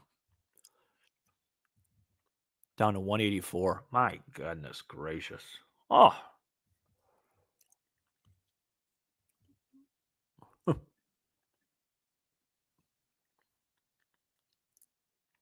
Raphael, you're right. Like Raphael just said it. The Cubs just don't hit Nola well. They just don't. They never have. He's hitting my weight. That's funny. What is he? Now I'm curious to know what Joey Glickman weighs. So let's see. He's hitting 184. Attaboy, Joey. Been in the weight room, man. Sam, would you rather have 2025 Tucker or 2016 Chris Bryant on the team? That's an awesome question. That's an awesome question, Nathan, because I compared those two guys. It's a very hard question for me to answer because I've seen 1 month of Kyle Tucker. So I'm just going to do the easy thing and go, I know what I got from Chris Bryant, which was an MVP season. So I'm going to take Chris Bryant in that regard, but great question. Great question. You know, we don't know what, what's going to happen. You know, I mean, what was Chris Bryant like? Hit 39 home runs that year, the 965 OPS. I mean, if I'd rather just know I'm going to get that versus see what's behind the curtain. All right, we're back here at Wrigley Field. Another boring game because we're doing a watch along, but we're still in this one. 1-1. Another interview in the middle of the game here. Got the small box again. That's a strike. That a boy, J-Mo.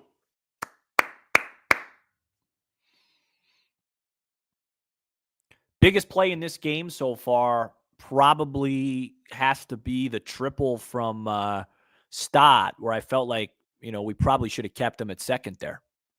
Will you do watch-alongs for playoff games? First of all, we got to make the playoffs, and secondly, I got to win a couple first. Because I'm not superstitious in the regular season. If we're like 0-7 on watch-alongs, I will not do a playoff game. I'm not gonna risk with that. So we got to get some wins first. We won a lot last year.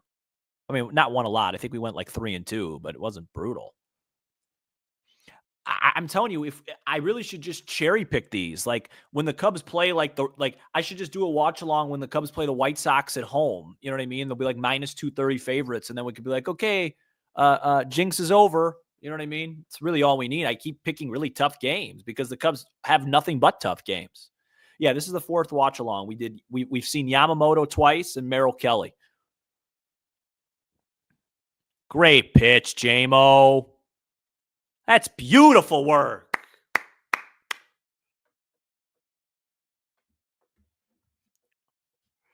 Yeah, the best watch along. The worst one was I got off to a good start last year, and then I did a watch along game 1 on that Saturday, like Leslie's saying, and I literally think Hayden Wisniewski gave up like 9 or 10 runs in the first, and that was I didn't do one the rest of the year. That was a tough one. The best watch along moment I think I've ever had. We haven't had like a crazy one. I did a watch along on the game where they walked off against the Pirates early last year. If you remember, Morel hit that single through. Oh, nice. That's going to end the inning. Good camera work by ESPN again.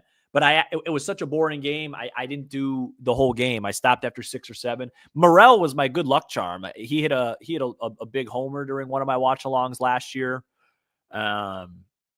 Against the Brewers. I did a watch along on a Saturday against the Brewers, and we won. But last year I didn't finish the games. Top 3 favorite restaurants in Wrigleyville. Wow, that's a tough question. I don't really eat dinner a lot there. You just go to bars and stuff. Murphy's has a great burger Matt introduced me to last year after the game. I just went out in the back, and some guy was just like grilling burgers. I don't know. I can't answer that one. I don't go out enough in Wrigleyville. I could say Gibson's downtown, probably number 1 for me, just on restaurants, period. I haven't been to Chicago Cut yet. I don't really go. Wildfire in the Burbs is really good. Good steak, good meal. If you had a watch along during the D-backs game, would you have left before the 8th? That's a great question. That Friday game, probably not. But if I did, I wouldn't look really smart. Sam, who's winning the NBA Finals? Yeah, I answered that one already. I'm just gonna go with. I had OKC a while ago. I'm gonna stay with OKC. I think the playoffs have been good so far. I mean, I have no idea why the Bucks and Pacers are the nightcap tonight. Thank goodness the Cubs are playing on Sunday night. And Matt and I will do a show after because I have zero. I haven't watched much of that series. I really haven't watched any East series besides the Knicks and Pistons. The other East series I have no interest in because they just seem like formalities. Although the Magic are hanging tough with the Celtics. But what stadiums have you been to? Yeah, I've been to a lot. Actually, not really. I don't know. Not really that many. Cubs, Sox, Brewers, Cardinals, Reds. I still haven't been to PNC. Atlanta. Oh no, I haven't been to the new Turner Field. Dodgers, I've been to. Colorado, I've been to. Never been to Fenway. Never been to the new Yankee Stadium. I haven't been to that many. Maybe like 8 or 9. Nico shows bunt, takes a ball.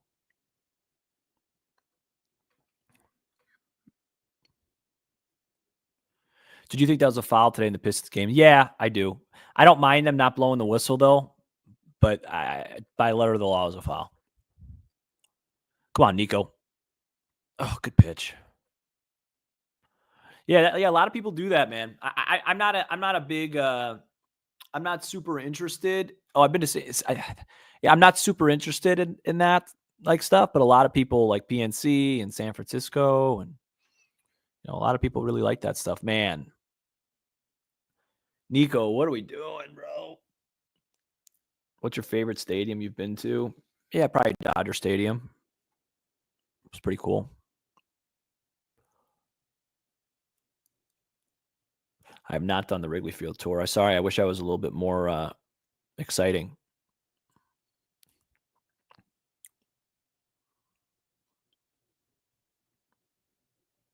That ball, I can foul. Is Nico is the guy like he just, and I love Nico. It's just whenever I see the ball hit anywhere in the air that's not a line drive with him, he gets nothing behind the ball. On a day like today, you just don't get very excited. Has to just be like a line. It has to be like a low line drive. Like that. That's what you don't want to see from Nico. When he hits the ball in the air, he just never hits it hard. Gun to the head. A-Rom or D. Lee? Yeah. Probably Derek Lee. Yeah, good. You guys brought good questions today.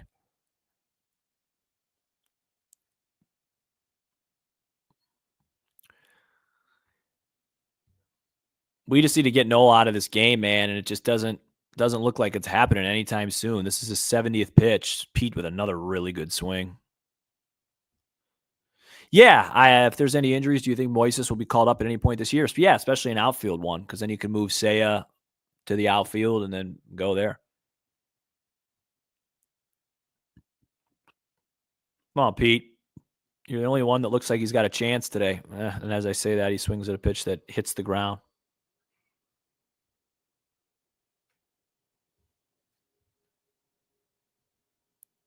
Calling it right now. No jinx. PCA home run. That's a gutty call, 0-2.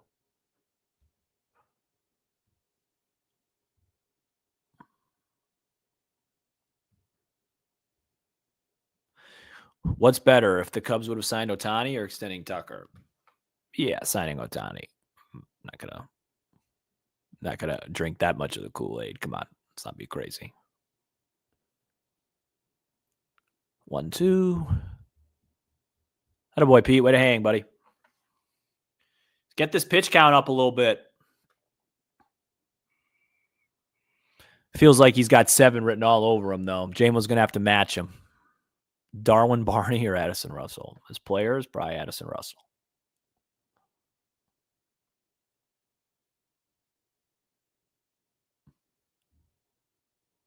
Comes a high fastball. Pete's there, though.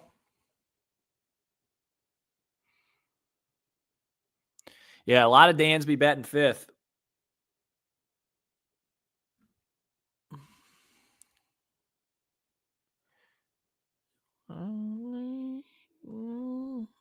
Comes that comeback heater. Pete pops it up. Left center field. The ball went a lot farther than I thought it would, but 2 down. Man, these watch-alongs, man. We just need to get a W. These games have says no action. What do we have? 2 hits? Hey, it wasn't that far off, Leslie. Yeah. Nobody on, 2 out again. I believe the Cubs' only base runner in this game was with 2 outs, too. They haven't had a guy get on base with 1 out or no outs. It's crazy. Every time. At least in the Dodger game, Matt and I had that say rundown that was exciting. Oof, Miggy having a hard time with that curveball.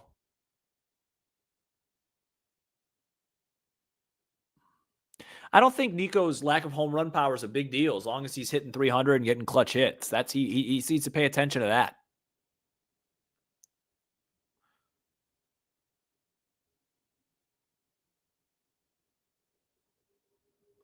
Miggy, get down, get down, get down. All right, we'll take another a little 2 out bloop.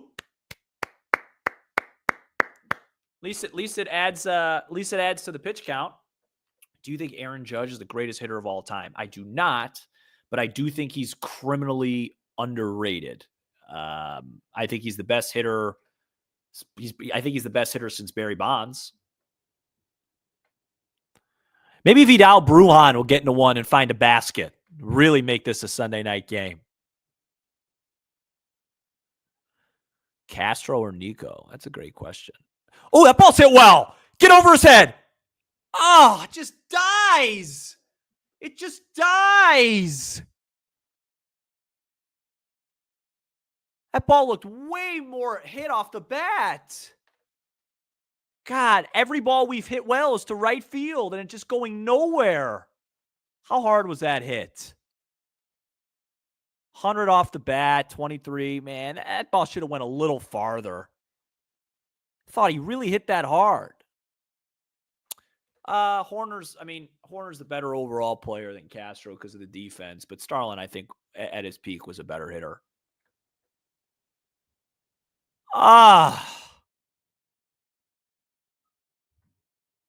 The greatest hitter I've ever seen is Barry Bonds. The second greatest hitter I've ever seen is Albert Pujols. And Aaron Judge is probably third. I didn't catch Manny Ramirez at his absolute peak. I was a little young for that. But you throw him in there too. He was unbelievable.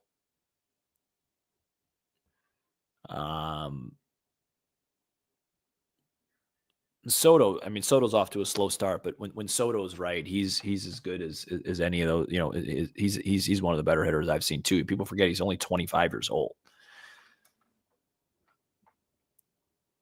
Oh man, someone just said we have the worst bench. I think our bench is done all right. That was a great hit.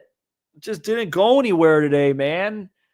We've hit 3 balls. Pete, Bush, and Vidal have hit 3 rockets to right field that have all been crushed by the wind. Man. I'm not going to lie. Off the bat, I thought that was – I didn't think it was a homer, but I thought that was going to get over Castellanos' head, and I thought it was going to be a chance to drive in a run.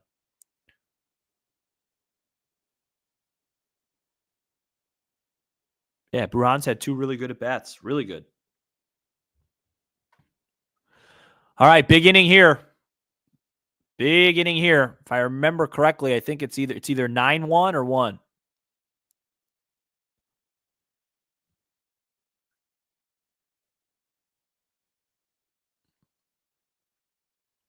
We got our top coming up. Yeah, it's top of the order. This is a big inning here. We got to all lock in right here.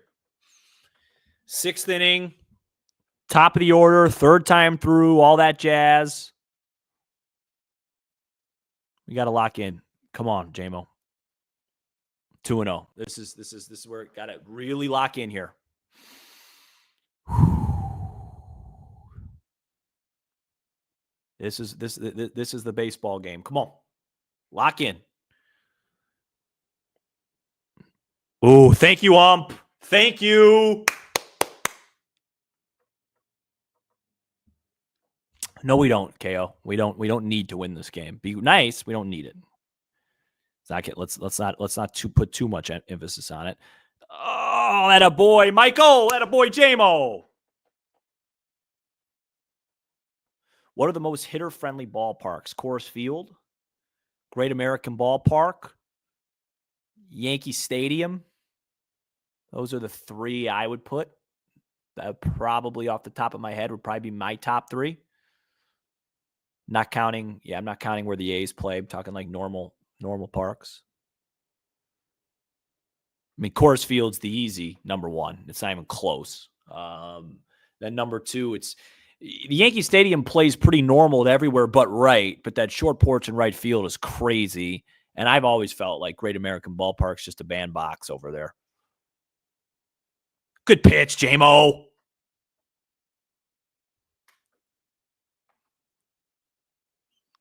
Yeah, I'm not going to get in the whole steroid conversation, but I think Barry Bonds is the greatest hitter of all time, regardless. Maybe if I ever start a non-Cubs podcast, we can have that conversation. I think I'll surprise you with the data. Barry Bonds is the best hitter, in my opinion. Yeah, well, it's early. So we're not even a month in the year. Belly might have more success. Just it's early in the season.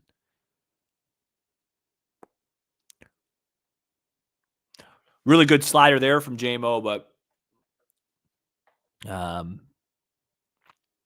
he took it. Prime Brian or Prime Harper? Prime Harper.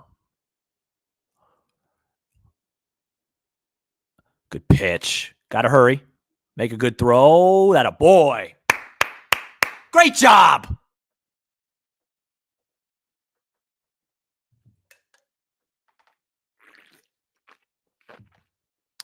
Cubs player on our current team you'd want to hang out with. Steele or PCA? One of those two guys.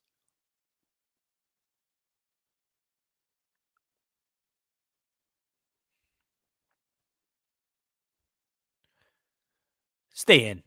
Stay in here. Why not? I can't do ideal trade acquisitions in April, Gavin. I can't. It's too early. Did you ever go deep when you played on those fields off Lake Road and BG? No, I didn't. Every home run I hit in baseball was an inside the Parker. I don't think I ever hit an over the fence home run. I stunk on offense, but I gave up quite a few.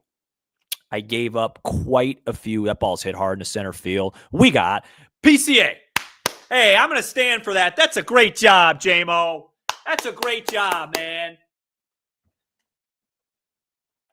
I was actually a very good pitcher, Joey, back in my day. But I was a much better basketball player. Like I'm talking, like when I say very good pitcher, I'm talking about like when I was between the ages of 8 and 12 years old.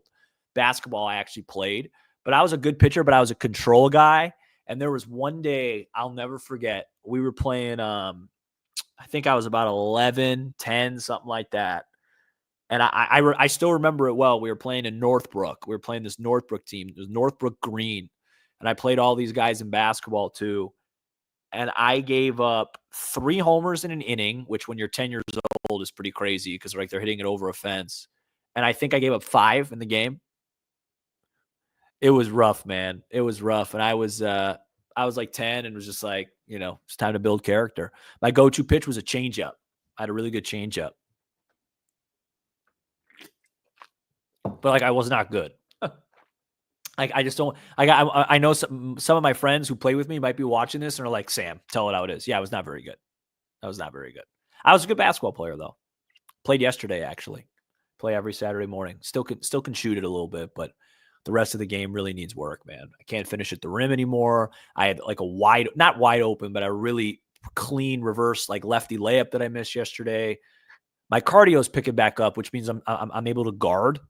Finally, it's been a while, but I'm not getting by people.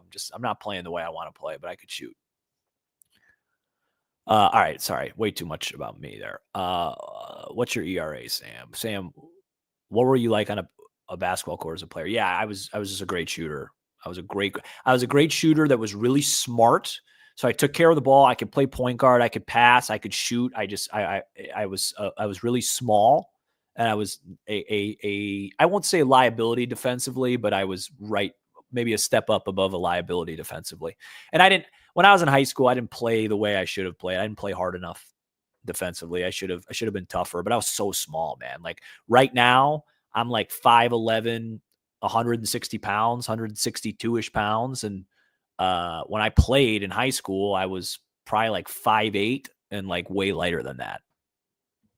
Like a Concanible. No, Concanible's like 6'5". All right, we got our top of the order up, man. Let's lock in. Come on, Ian. I got another interview here on another short screen. This grocery store hot dog off the shelf. I don't eat a lot of hot dogs off the shelf, Terry. 0-1. Come on, Ian. Get on base. See Noah one time. One time. What are they talking about on this broadcast? Ian fouls another one away. Oh, man. If you got to work in the Cubs org, what's your dream job? To manage the team, probably.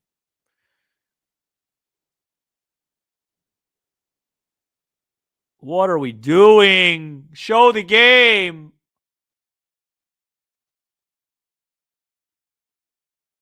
Oh, Ian is just so out of whack.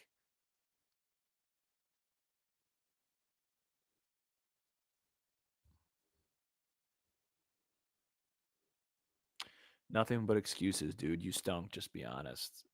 Yeah, that's not the case. I did not stink. Who's that guy? Who's talking? I love when people talk on YouTube, man. Ooh, that ball's hit. Get in the gap one time. No, it won't. Who is that? Who's this guy right here? Mr. Tough Guy. Reggie Banks. Reggie, if you ever want to come play, man, send me a DM. We'll come play. We'll see. You and me.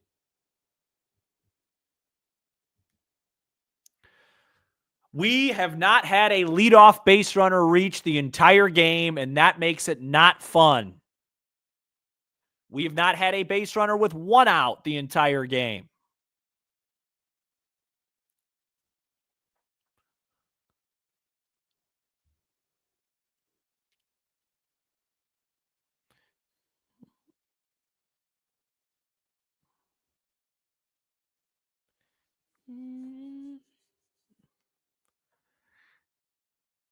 Come on, Kyle.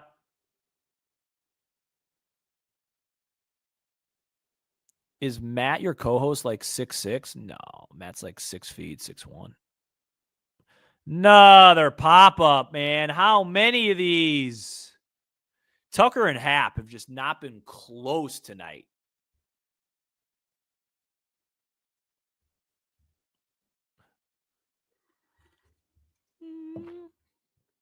Not been close tonight. If I know Seiya, which I know him very well, he swung at two. He struck out twice and looked bad, so he's going to swing at the first pitch here. He's going to probably swing at the first pitch right here. And there it is. And that's a pop-up. That's the inning. Excuse me for a moment while I just take a walk, assuming this is a catch. It's unbelievable. I could almost predict every SAAB. I do it on Twitter. It's mind-boggling. What a boring game.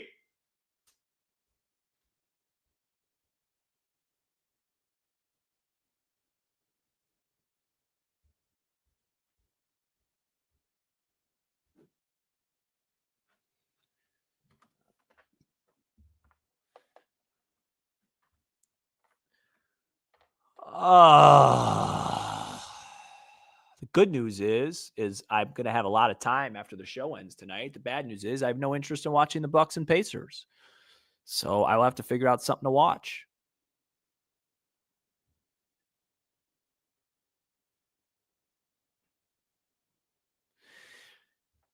I hate to be this guy, but it felt like in the first inning, it felt like Nola just looked really good. And I think I even commented that. It just felt like it was going to be a tough night. Credit JMO. I mean, the game's tied. We're right in the baseball game. Just hasn't been a lot of fireworks.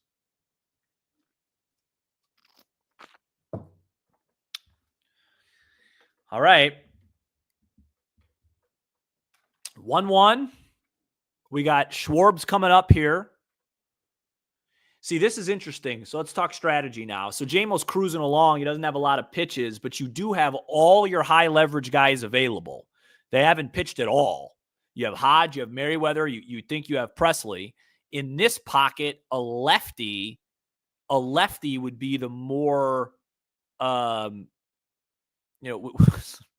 make me laugh with some of these comments. A lefty would be the move because you have Schwarber, Castellanos, and then I think Kepler. But I don't think they're going to put a lefty in this situation. I guess it's just going to be JMO again. And that's fine. That's fine.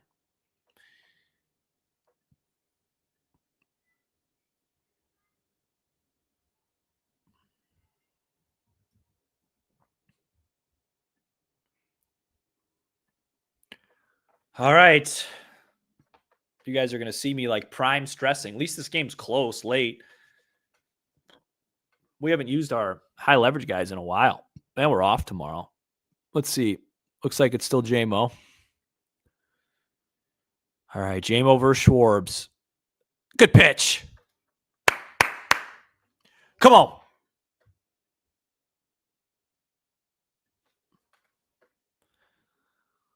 Come on, JMO. Battle, baby. Great pitch. Executed wonderfully. 0-2. Come on, put him away now. Now you got him. Don't make a mistake.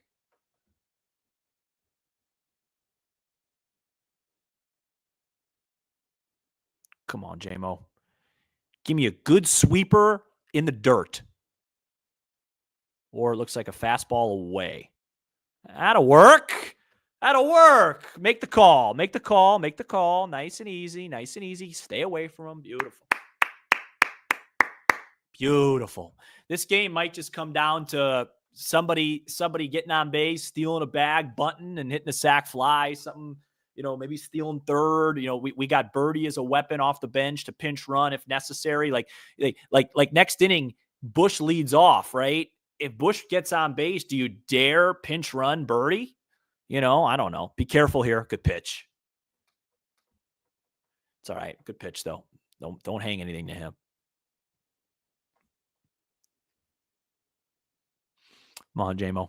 Pitching great, buddy. Keep it up. He hung one, but he missed it. He hung one, and Castellanos missed it. 2 down. That a boy.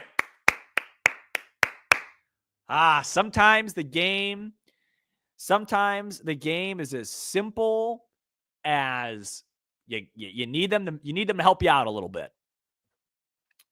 Oh, that's my fault. Real Muto's hitting after Castellanos, not Kepler. They separated the lefties in that lineup for that. Yeah, we'll see Skeens. Of course we will. I think Tuesday, Wednesday, Thursday, I could be wrong, based on how they finished the series against the Dodgers. They're going to see Andrew Heaney, who's been as good as any pitcher in baseball, Skeens, and Keller. So, as usual, it will not be a very easy trip to Pittsburgh. Seems like Pittsburgh always saves their best guys for the Cubbies. That's a good pitch right there. I didn't get the call. Even though Real Muto's a catcher, he can steal, so you don't want to walk him here.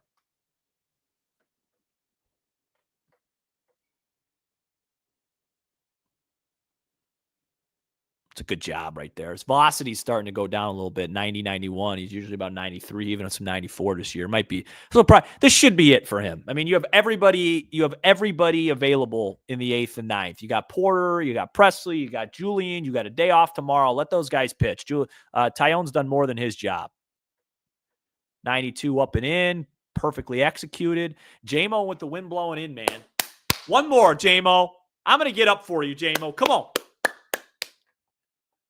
Giving us a heck of an effort tonight. Finish it off right here. Oh, come on. You could have made that play. Darn it. Probably not. Hit like 105 miles an hour, I think it says. That was not a good pitch, JMO. That's all right. One more out. You got Kepler here. Do we have anybody up in the pen? Yeah, that's a pretty tough play. Oh, man. Watch the steal.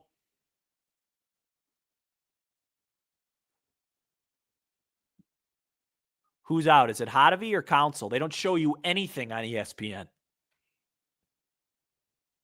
Looks like Hottovy. Yeah, let's not. I'm not gonna get on Dansby for that ball. That ball was crushed. With the way he's hitting right now and what he's being paid, I probably would like to see him make a heck of a play there, but we're gonna leave it alone. You got to be careful. One reason one reason to go to a lefty here, if you had one up, is that it also neutralizes the run game. You know what I mean?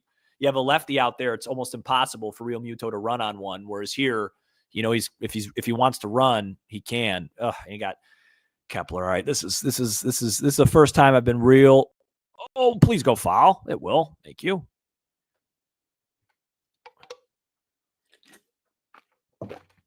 Anyone see another hanger there?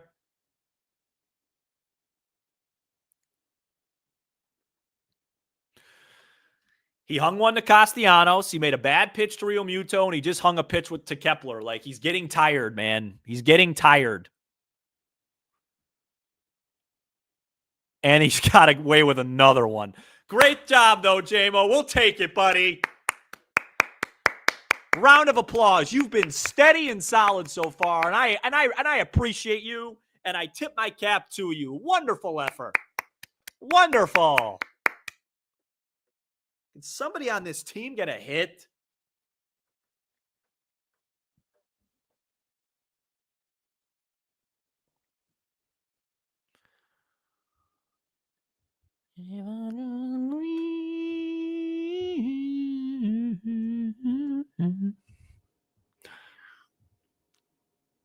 Man, it's a quick game. Game started at 6:10. It's 7:50. We're in the bottom of the seventh.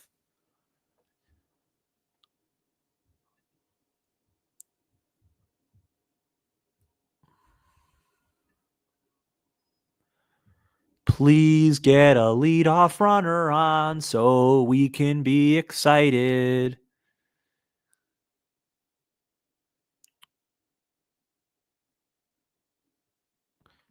I wonder if Bush gets on if the Cubs pinch run. That's a really interesting question. Bottom of the seventh, probably a little early. I'd love to find out.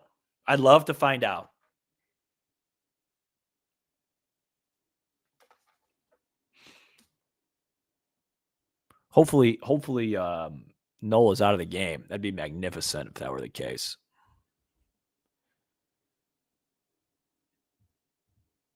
Man, that pitch that JMO threw was an 84-mile-an-hour little changeup right down the middle.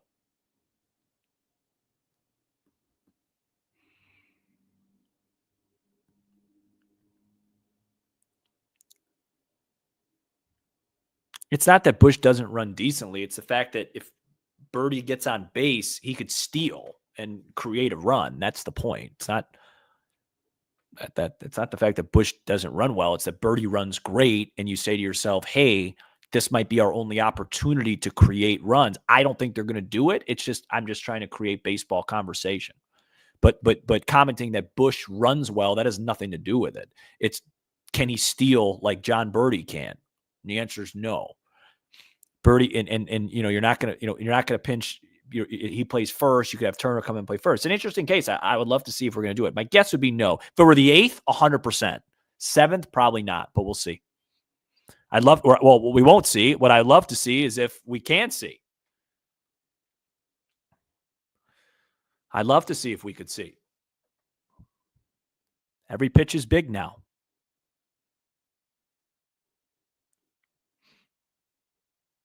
Ugh, perfect changeup, man. Perfect changeup.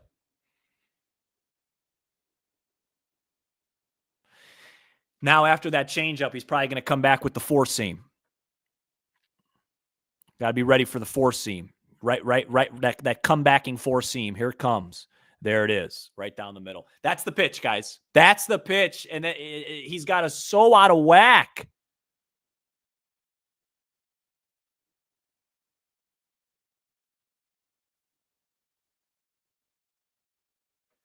Oh, it's so frustrating.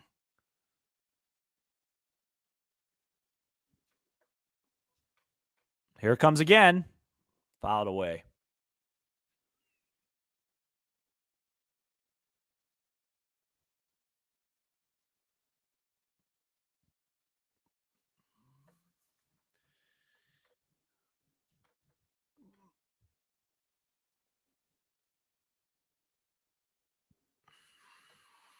Oh, Michael. Oof. Way to hang in there, buddy. Way to hang in there. Just anything. A little bloop. Anything. Anything will do. JMO getting congratulations, rightfully so, for a really nice performance. Come on, Mike. He's at 91 pitches. Make a mistake, Nola. Make a mistake one time. There's a ball away. That a baby.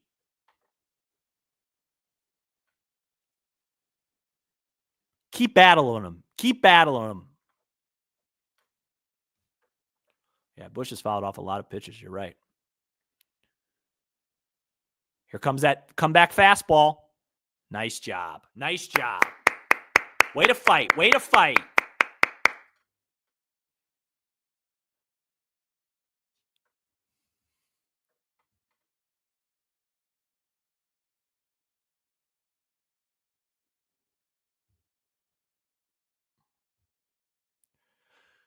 If this goes full, I'm standing. If this goes full, I'm standing. If this goes full, I'm standing. Come on, Aaron. Give me a ball right here. He did not go. He did not go. No, he didn't. I'm standing. I am standing. I'm right here if you can't see me. This is a huge pitch in this baseball game right here. One time, Michael. One time, buddy. Battle for me right now. Ball 4. Yeah! All right. Now let's see what they do. Let's see what they do. Do they pinch run birdie? I'm going to guess probably not. It's a little early for that. It's a little early for that.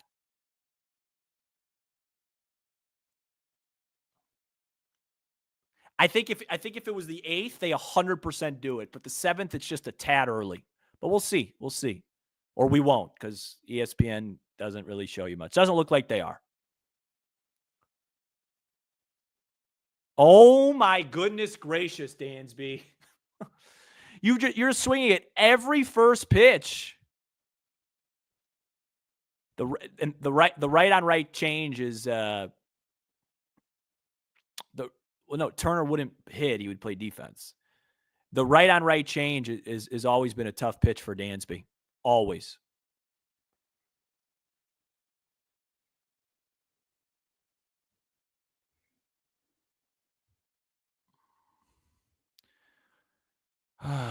Come on, Dansby. One time, buddy. That's probably going to be 2, isn't it? Beat it out, please. Safe. No, review that. Review that. He beat it. He beat that. He beat that. He beat that.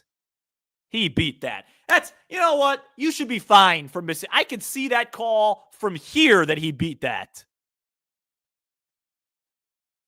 He beat it easily. Jeez, what a blown call. Well, if you want to be a glass half full guy, now you actually have some really decent speed at first base. So now would be the time to go. And honestly, I say this every time. It never happens, but this would be a great opportunity to play a little hit and run with Nico. If you get to a 1-0, 2-1 count, let Dansby run. He doesn't have to worry too much about his jump because Nico's going to get the swing sign, and then Nico's job is to just poke a ball somewhere. And worst case scenario, man on second, 2 outs. If Nico makes an out, assuming it's not a line out, and best case scenario, runners on the corners, 1 out. Go for it. You haven't hit him all day, so move the needle, move the action, create. You got your best contact guy at the plate who hits the ball on the ground an awful lot. Get some guys in motion and play a little hit and run baseball. That's not a strike.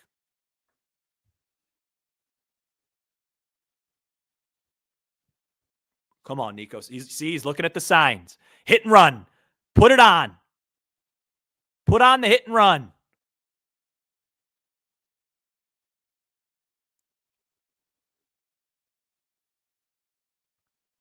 Oh, there it is. And he's going to line into a double play. The worst luck in the world. That was perfect. That was literally perfect. And it almost worked.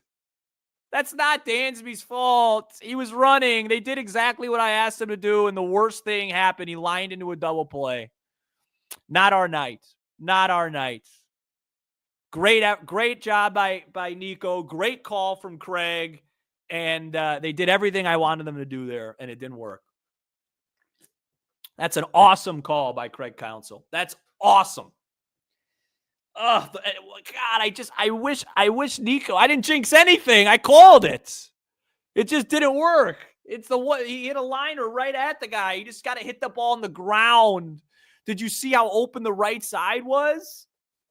You just got to hit that ball on the ground. That's a great call. That was my best. That's probably my best call of the year. He just hit it in the air. People getting upset at Dansby Swanson, guys. I'm a little confused at what he was stealing. He can't get back to first base. Oh, yeah. Man, that's frustrating. Oh. The one time we actually do a hit and run. Appreciate you, Mark. The one time we do a hit and run, we line out to right field. Oh, man. I'm so happy they did that, though. I am so happy they did that. That's such a good sign. They're really learning. That was the right play. And, Nico's job there is to make sure he hits the ball. It's really hard to focus on just hitting the ball on the ground. He hit a low line drive. He just hit it right at him. If he hits that ball on the ground, Cubs have runners in the corners, one out, PCA due up, and the floodgates could open. It's a high percentage play. It's just irritating. Super irritating. All right.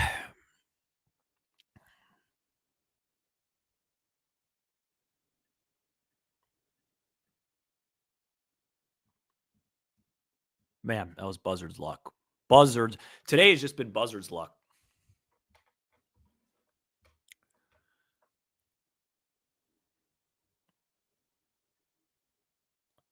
All right, here's Porter.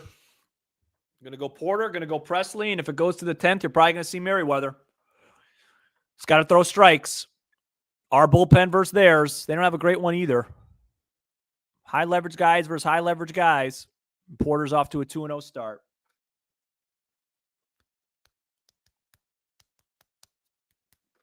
Come on, Porter. Is it that cold at Wrigley? He looks freezing. Attaboy. If you don't see me looking at comments, it's because people are ahead. So I have a different thing. I have a different screen open, so I'm just watching the game. I'll come back in between plays. Oh, come on. That's a strike. Is that 94 only? Oh, no. Not now. God, that was a strike. He backed away from it.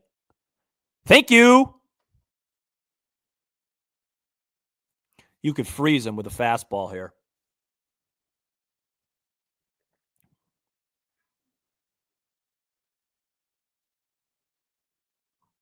Come on, Porter. You got to be better than that. Can't walk dudes, man. He looks so am I wrong, or does he look really cold and uncomfortable? Is it that? Did it drop? Look, the Phillies have a bad bullpen too. Oh, that hit and run, man. They're going to bunt. Oh, go talk to him, Tommy. Go talk to him. I'm really concerned about Porter Hodge throwing this ball to first base on a bunt anyway. That's even if he just throws a strike. Nah, not even close. Not even close. That boy.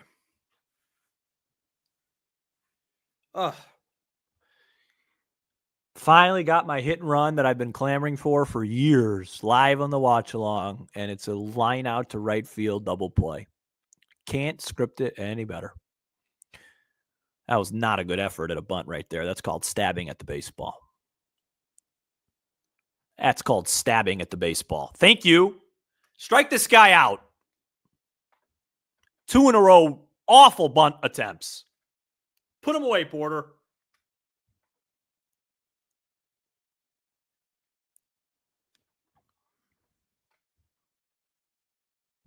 Come on, Porter. You got him right where you want him now that you're ahead. Come on.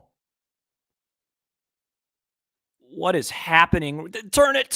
Yes! What was that? Why was Nico so close? What a weird play. Yeah! What was that? I'm so confused. Why was Nico like running? What happened there? Boom, baby. 2 down. Look at Bush. Look at Dansby. Everybody's fired up. I want to see what happened pre-pitch there. That looked really weird. There's a strike.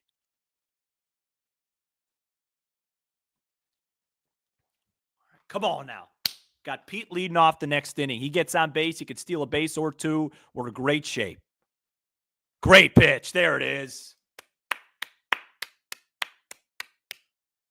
Now you got him right where you want him. Anything you want. Well-located heater, low and in slider. Just don't hit him. Don't hang anything and lock in here, 37. Lock in. You got him right where you want him now. Atta baby. Nice job, Porter. Nice job, Nico. Let's score. Come on.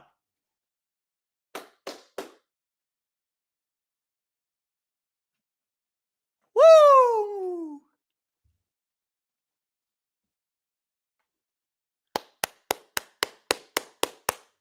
Lock it in. What's wrong with my head? I'm hungry. PCA reaches, we win this baseball game. It's that simple. PCA reaches, we win this baseball game. It's that simple.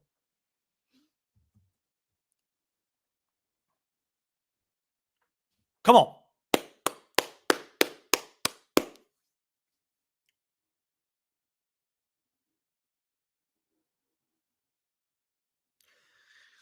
Oh boy, this is at least we finally got a good game.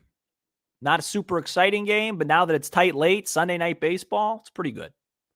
Pretty good. Baby steps. We have 3 hits, but baby steps. Philly doesn't have a great pen either, guys. FYI. I mean, you're going to see their high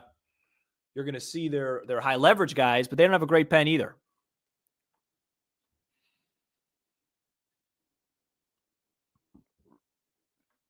If we don't score, you'll see Presley. You're going to see Presley in the 9th regardless, Nathan. Presley in the 9th regardless. Home team always uses their closer in a tie game in the 9th. Oh, I guess you're asking because of the lefties coming up. Yeah, I guess because of the lefties coming up, maybe, but probably going to see Presley if he's healthy. We don't know if he's healthy.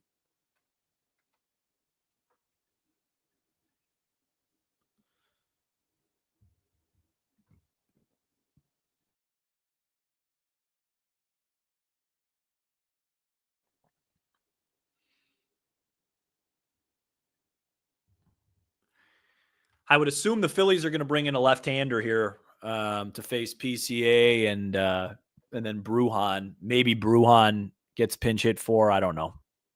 I'd rather save Birdie to pinch run. I don't know. We got to see the situations here.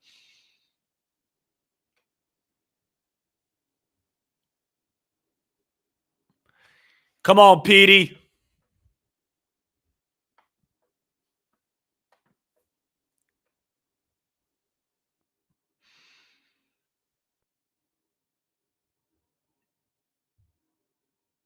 No, they got a righty in. I got a righty in. Thank you. That's a ball. Come on, Pete. Do something special, Pete.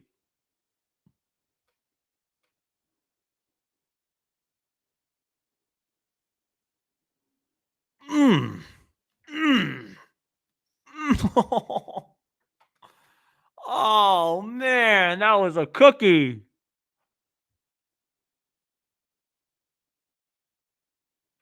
That was a cookie, Pete. You're not going to get a better pitch to hit than that.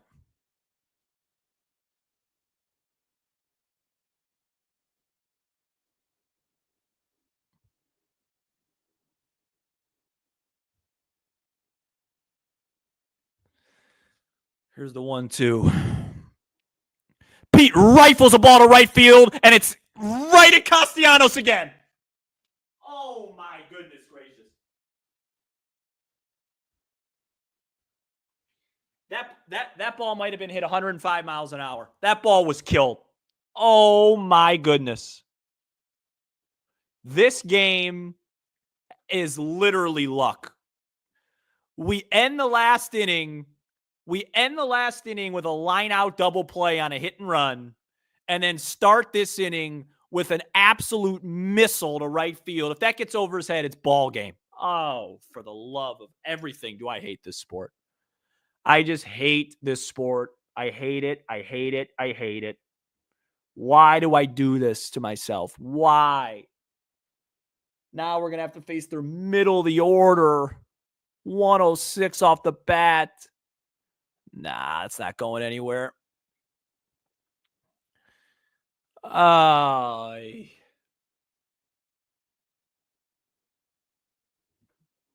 was hit well, too.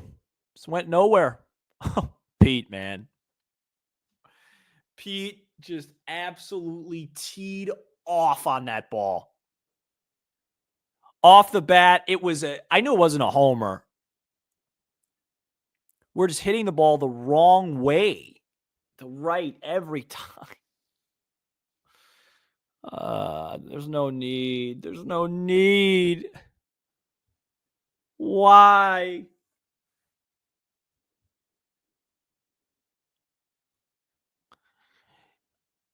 On a different day, Pete would have a homer and probably a triple.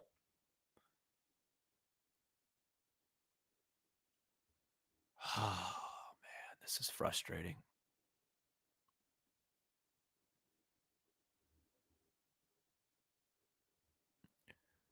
That'll do it. To the ninth we go. Middle of the order. Trey Turner, Bryce Harper, and Kyle Schwarber.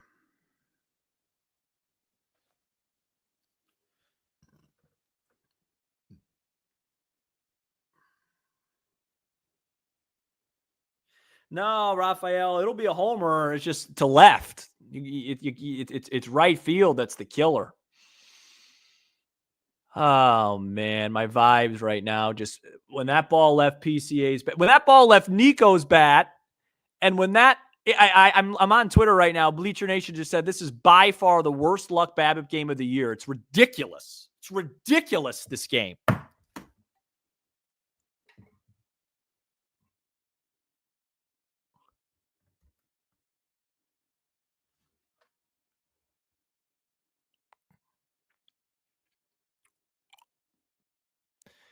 I hope Presley's got good stuff. It's been a minute since he's pitched. Oh, boy. We got our top due in the ninth. Who's their closer? Alvarado, right? Isn't that their guy? Let me look that up. I think his name's Jose Alvarado, which is, I believe, the same name as a point guard on the Pelicans. Yeah, he's good. He's probably going to pitch the ninth. He's their best reliever. I am so irritated right now.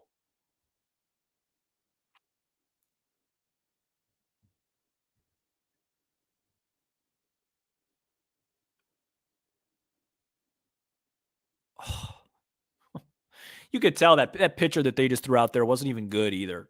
Miggy got into his ball. If that ball landed, he would have crumbled. Ugh.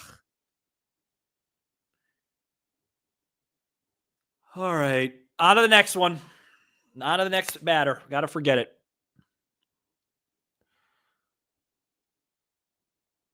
Can't let Trey Turner get on. You don't want to deal with Harper and Schwarber with a bunch of speed.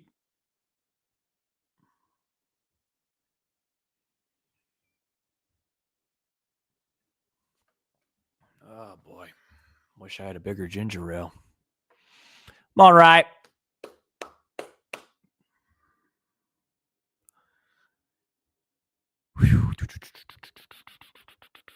All right, here we go. Ninth inning, 1-1. First pitch from Presley is a hanging slider for a strike. And a guy coming off a knee drainage just had the ball thrown over his head by our catcher. Sharpen that up a bit, Miggy, huh? Come on, Ryan. I said a lot of things about you earlier in the year. I'm ready to take them all back. Just continue to pitch the way you're pitching. Nice and easy. Ground balls, nice and easy. There's a little delay here. I have no sound. I don't know what the problem is. Just trying to lock in. Nice and easy, Ryan. Try not to throw the pitch that you just threw again. All right.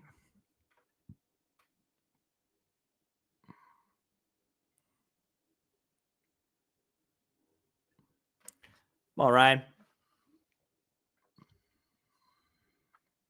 Try and make competitive pitches, please. It's coming in with a heater here. Ugh, this always scares me. Atta baby. Good heater. Good sinker. All right. Turner will swing at a ball. Turner will swing at a ball. You can get him to chase now that you got the jump. You can try and get him to chase here. Try and get him to chase here. Ground ball. Bruhan, make a nice throw. Beautiful.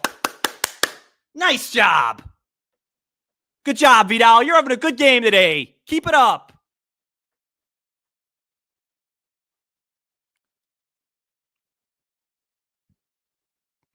Oh, man, when that grounder goes to third, I just freak out. Okay, here comes Bryce Harper. Awesome.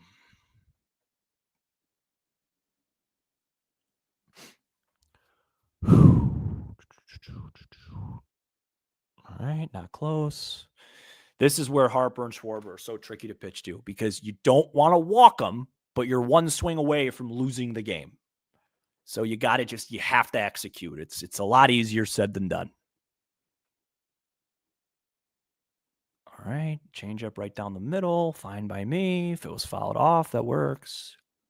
Oh, God, this hit and run, lineouts to right, wind blowing this. I just can't wait for the wind to be just normal. Great, 950 career OPS at Wrigley Field. ESPN's trying to manifest a Harper homer here. Ground ball. Dansby's there. I love the shift. I love it all. 2 down.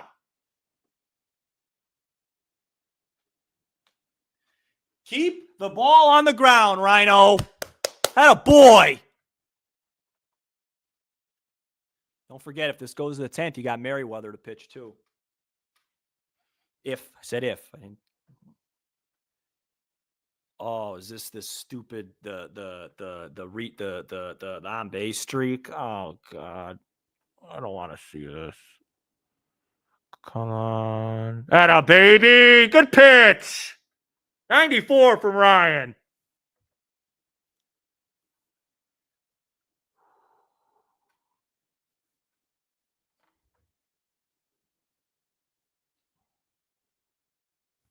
Come on, Ryan. Come on, Ryan. Just a little bit off. Just a little bit off. Good pitch. Good pitch.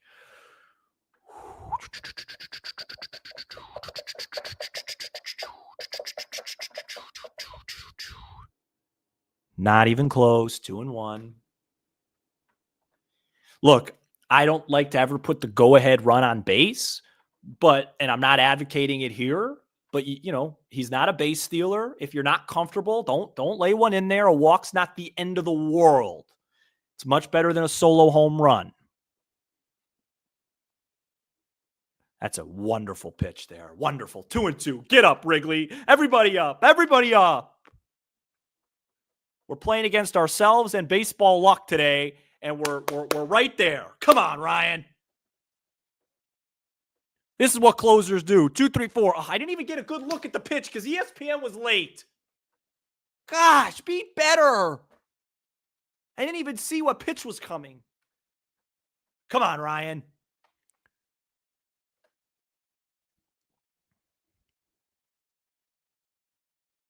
Not close. Not close. All right. That's all right. That's all right. That's all right. It's Castellanos. You know what Castellanos is looking to do. Okay. They're pinch running. Shoot. Now that changes my mind about what I said about the walk.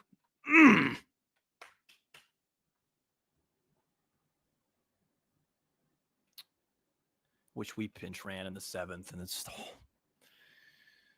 oh boy. You know what Castellanos is looking for. He's looking to swing. That was a little bit too good of a pitch for my liking. Fouled away. We'll take it. Now you got the jump. Take advantage of it.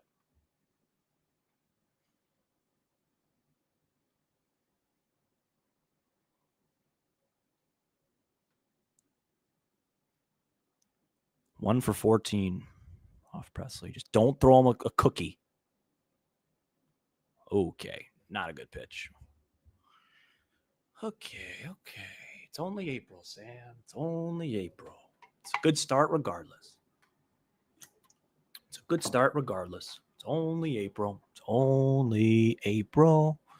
There's so much baseball left to be played. There it is. One more of those. He'll swing at those pitches, man. He's a free swinger. You just got to get the jump on him. Dirt it again. Throw it again. Make him prove that he could take it. Come on. Make him prove that he could take that pitch. Nah, that one wasn't even close. That one was a ball out of the hand.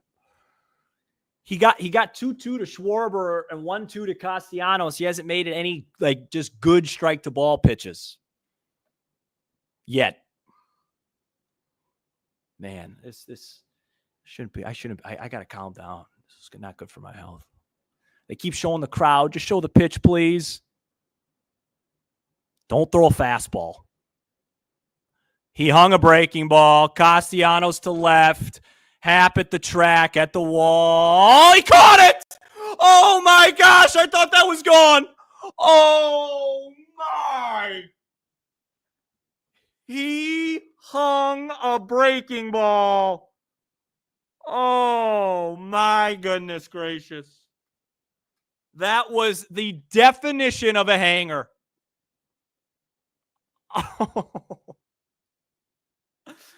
Oh, man. That's the definition of a hanging breaking ball right there. I love this game. I love it.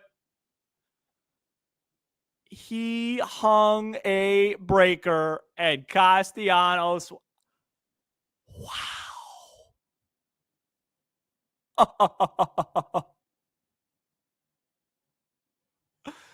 Oh, baseball, man. What are we doing with this sport? What am I doing? That calls for a pistachio. Wow. I thought that was gone, man.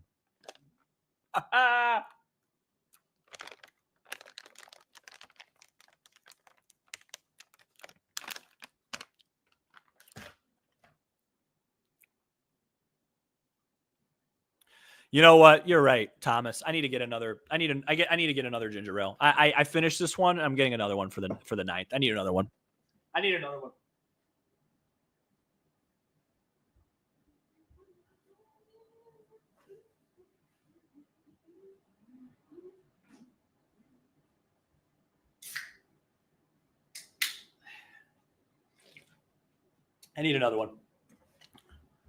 All right. Well, that felt a little bit like justice. Now let's go win a baseball game.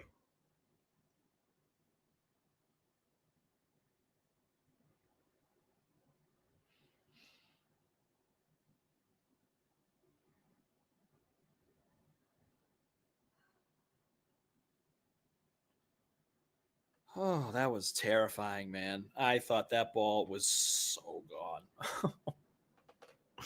Well, you can't say this watch along's been uneventful. That's for sure. 517 of us live. The only problem with doing this is I can't hear the crowd, but it's worth it. It's worth it. Oh, and I thought Castellanos. I think he thought he got it too. All right, here's Alvarado. Now remember, he's he's pretty good. We'll probably have Mary. Who's due up for them? Castellanos. They got Real Muto, Kepler, and what? So you probably see Merriweather would be my guess. All right, come on, Ian. Your righty swing's been really good lately, man. It's been really good lately. That a boy. Good take.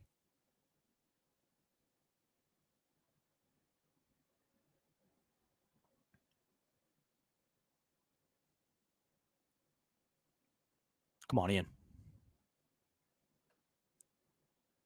Ah, God. Another pop out. Tough play. Tough play. Man, is that uneventful. On a 1-0 pitch.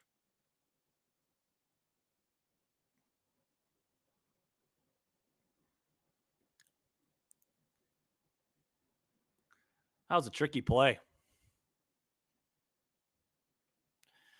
All right, Kyle.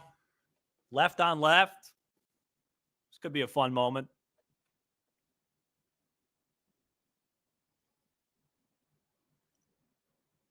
Alvarado hasn't been close yet on the pitches that were taken. I don't want to go to extra innings again. Just like last Sunday.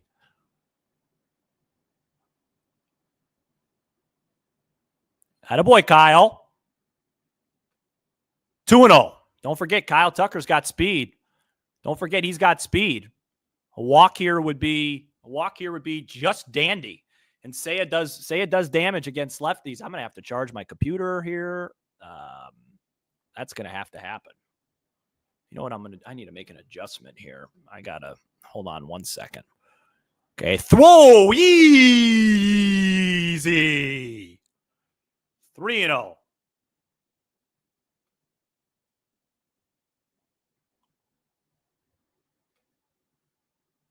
I'm going to have to make a quick adjustment here after this at bat. I'm going to charge my computer, and I'm going to turn the light on. Here's a 3-0. You know he's probably got the green light, and he... that's fun. 99 right on the corner on a 3-0 pitch. That's good. Happy that happened. Come on, Tuck. Just get on base, buddy. Just get on base. 100. Perfect pitch. Here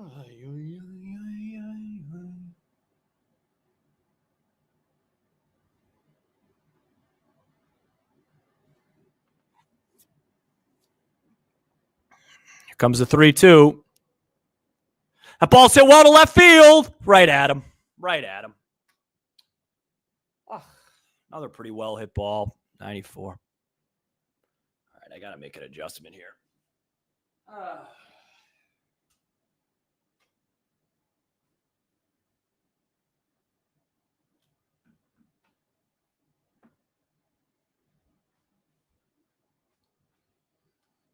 Just do this. I'll turn this off. Let's charge this after the break. That was the one, Saya. That was the only chance right there.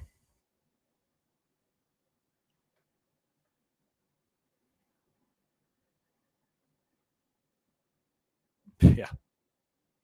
You take the first one and then you swing at that.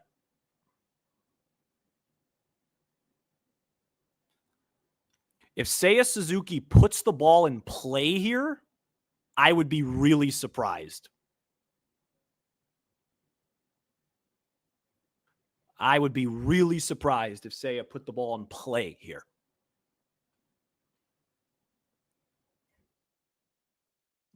That's strike 3 call. That was a ball, but he wasn't going to get a hit anyway. All right, let me charge this thing here. This is going to be real fun, isn't it? Okay. Well, 1-1 top 10. If you give up 1 run, you probably feel okay. If you hold them to 0, you feel great. My only concern, if I'm just, I always like to look ahead and talk strategy, is Alvarado coming out for a second inning, because he hasn't pitched in a while. And if he comes out for a second inning, that's going to be tough. That's going to be tough. If it's not Alvarado, we should be in pretty good shape. Obviously, you have a great opportunity here. If you can hold them to 0, you feel great. Last extra inning games, we held them to 1 twice, which is fine. Holding them to 1's fine. You just can't give up 2. I'm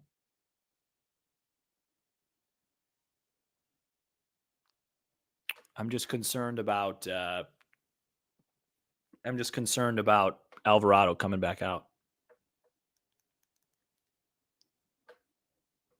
All right. Let's see what we got here, guys. Well, I was hoping to have some time. Now we're in extras, so the game's not that quick. We deserve a walk-off, though, don't we? After the way this season started out, we've had such a great start. We deserve to have a walk-off on Sunday Night Baseball. That's all right, Say. You weren't going to hit Alvarado anyway. Not after you fell behind. I'm assuming this is going to be Julian, right?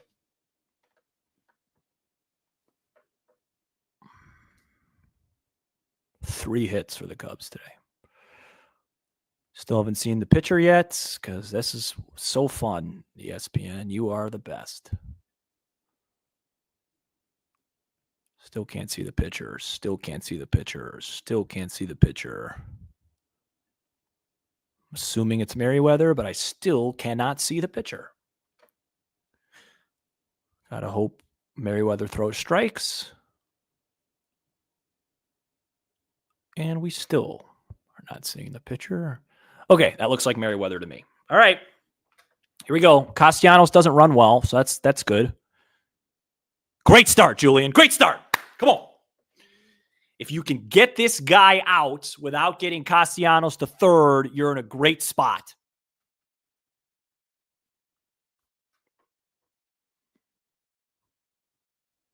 Great job, Julian. 2 beautiful pitches. Come on. Sharp start. Throw that again. Throw that again, Julian.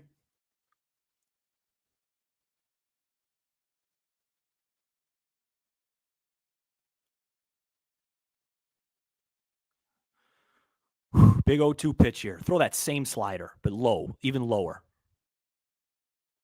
That's a good try. I respect it. See if he'll fish. You teased him with one, now throw him the good one. That was a tease just to see how much you think he'll go out of the zone. Now you throw him a good one. Come on, Julian. No, give us that! Come on, man! You rung up our guy. That could have been called. You rung up our guy on a bad pitch, on a borderline pitch. Why can't we get one? That's such a huge call. That's an unbelievable. That's a ridiculous take from Real Muto, an insane take, and a perfect pitch. Now it's full. Oh, gosh.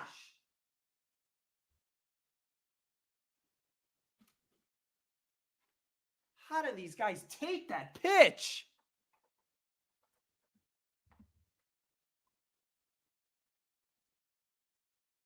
Now you got to come back with a heater.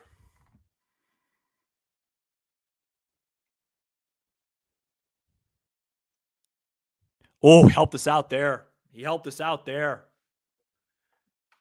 You swing at that one, but you take that slider? Are you kidding? He must have been just sitting on that slider.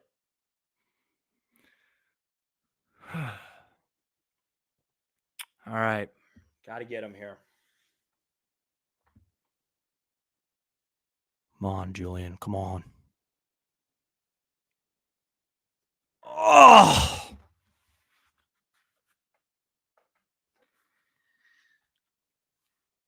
Tip your cap. Tip your cap to Real Muto. That's just an insane at bat, man. That's an insane at bat in that leverage. Bad execution by Julian for sure, but really good at bat by Real Muto. This is all right. Now you gotta limit the damage here. Watch the runners. So ridiculous. If that ball got called a strike, nobody would have said anything after the game. Relax. He looked so good the first two pitches too. They were perfect. And then Real Muto just went in grind mode. He went 0-2, waist slider, perfect slider, just take it away, bad slider, and then missed with two heaters. Oh, he's getting squeezed now. Now the Sumps just, come on, man. Come on.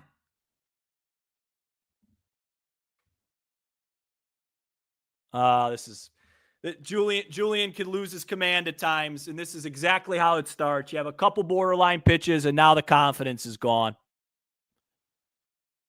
Go talk to him. Ridiculous. That was a strike.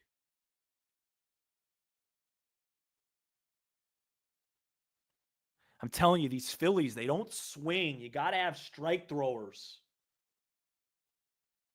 Ah.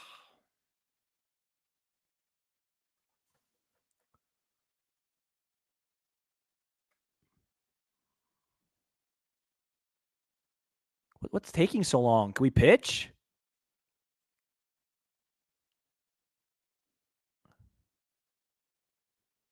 It's falling apart. This is how you lose an extra inning game here. He went 0-2. He went 0-2 to 4-2 with Real Muto. He's thrown 7 consecutive balls. It's all mental. It's all you needed to do. Can't walk the first two hitters. Now, because now that runner with second becomes huge.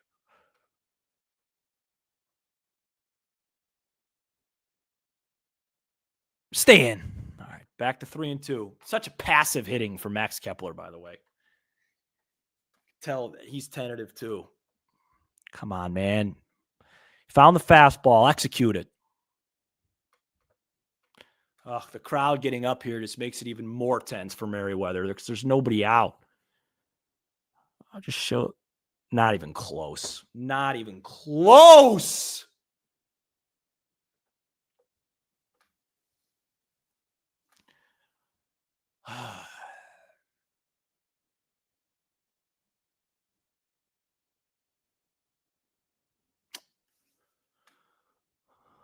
Yeah. Why would Hanavi wait for another walk to come out?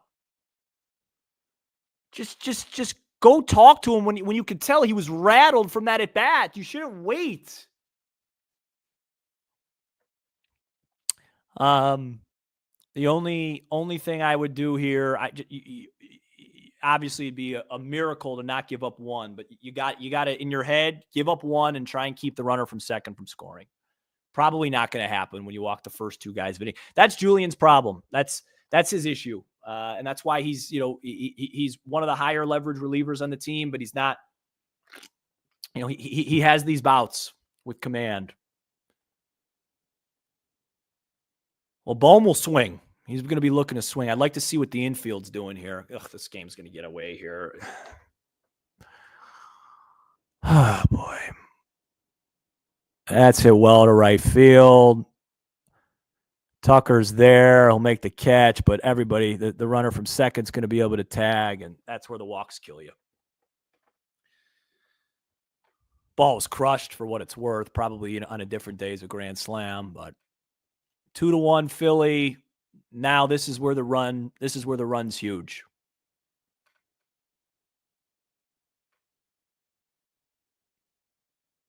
Great hitting from Bohm. That's how you hit in that spot.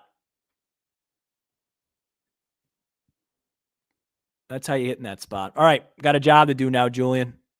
Got to get a strikeout here. It's possible. Watch the bunt. Watch the bunt. We got him. He's out. Yeah! Huge. Huge. Huge. One more out. Man, was that a bad play. Bunted it so hard.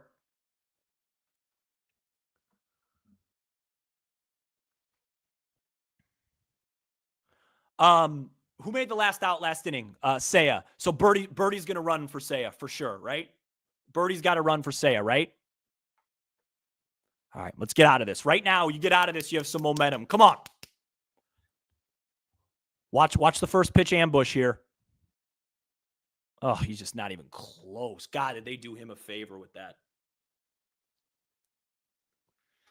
With that bunt. Come on.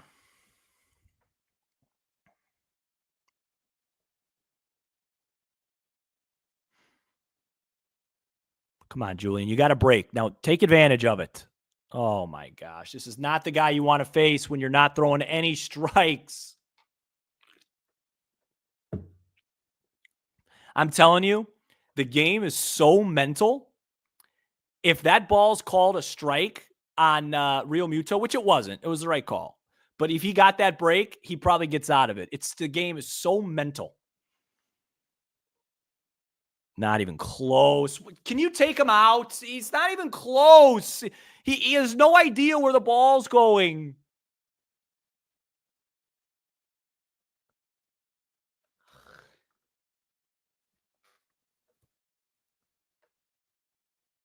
Ball 4. Jeez. 3 walks.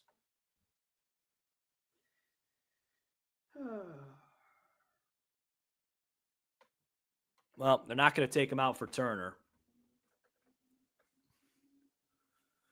They're not going to take him out now. Well, the good news is if you get out of this allowing 1, it'll be a huge momentum swinger. And Alvarado's been sitting a while. Just get the jump. Strike. Thank you. I just don't feel like Merriweather has any idea where the ball's going. So like I'm not even going to tell him like, oh, now you could expand the zone a little bit. I don't know if he has any idea. Man. These Phillies, they sure know how to take pitches.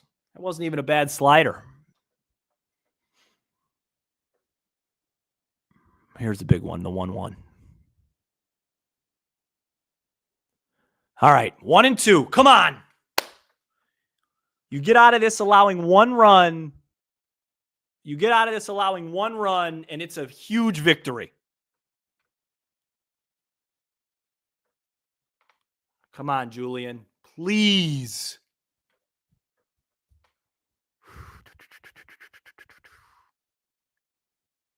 Oh, grounder to third. You got to go fast, man. He can run. He's safe. What are you doing? You can't play it like that. I knew it right when he hit it, and now you're smiling again.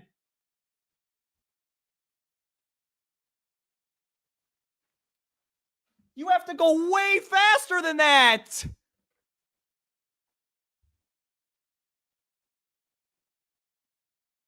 Wasn't even close.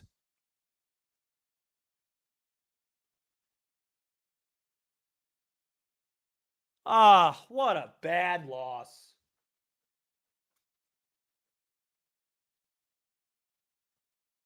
Get a normal third baseman in there.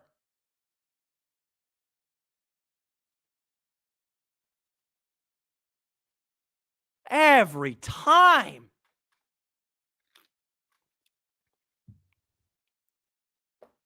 It was a terrible pitch, too, from Merriweather. That was an awful performance.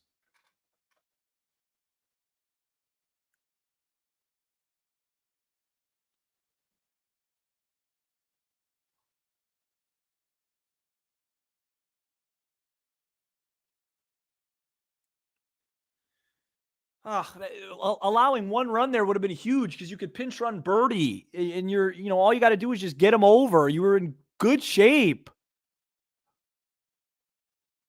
Man, Julie, the Cubs just need more reliable strike throwers.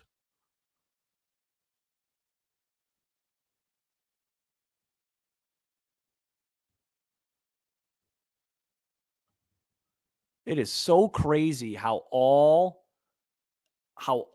the problems that you had going into the year are cost you so many games.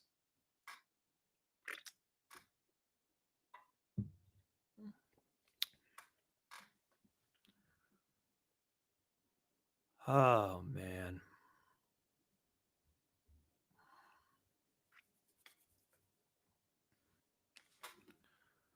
That's not on Vidal. What are you talking about?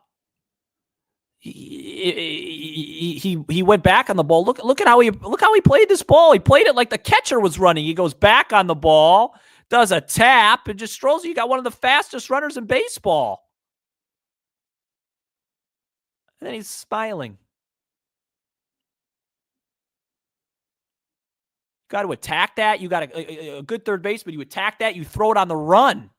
You get that first hop, and you throw it on the run.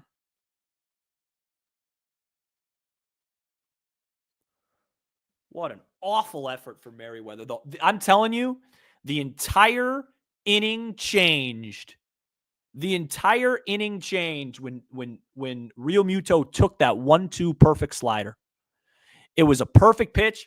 He was guessing slider. So if you froze him with a fastball, you had him. And he took that, and then Merriweather was awful after that.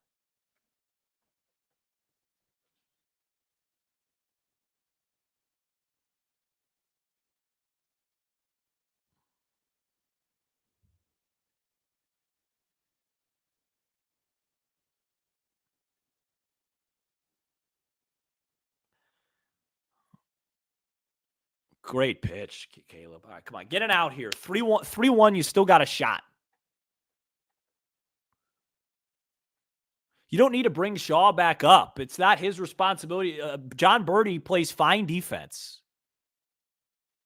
That's an awesome job by Caleb Thielbar. My goodness, I wish he got that inning.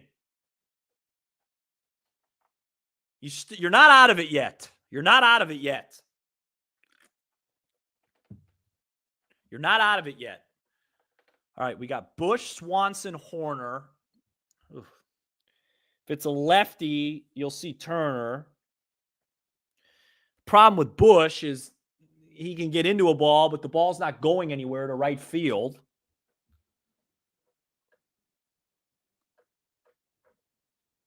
Dansby is really pressing.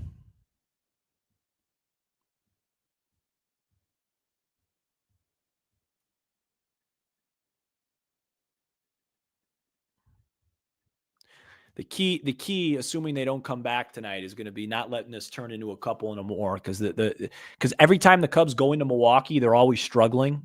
And if they go into Pittsburgh and they got to face Heaney, Skeens, and Keller, like, you got to try and win that series so you have a little juice going into to Milwaukee.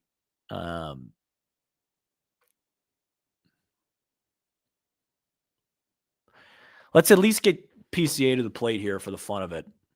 Oh, man, I would have felt so good at 2-1. So good. As bad as Merriweather was.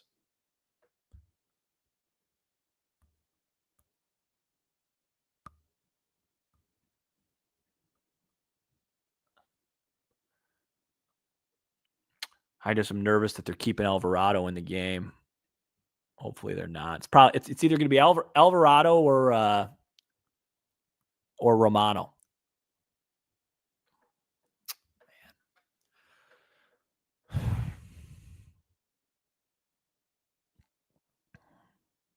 So now let's talk strategy. So now you should keep Seiya at second. And now if Bush were to reach on like a walk or a single, then you pinch run Birdie as the tying run. That's what you do.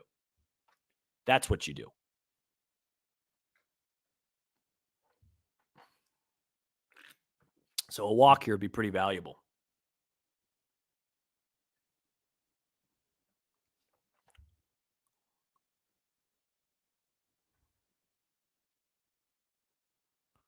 Ooh, good swing.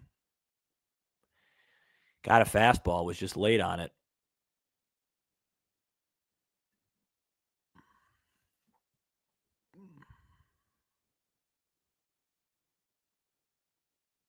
Oh, got another fastball, was just late on it. Can you imagine if we were down one with Birdie at second? With this guy's leg kick, you could steal third easily.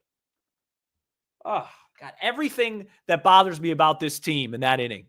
Walks from your relievers and incompetent defense at third base. And every time you hit it to him, you just I saw it coming right away too. I'm like, hey, you got to hurry.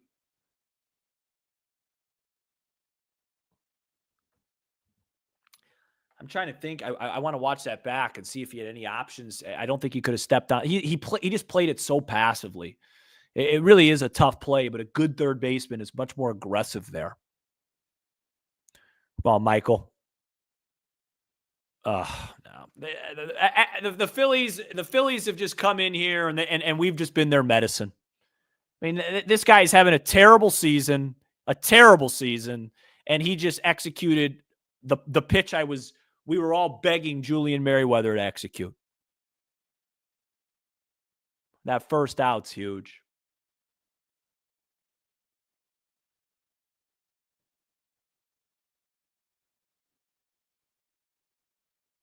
Oh my gosh, Dansby, man.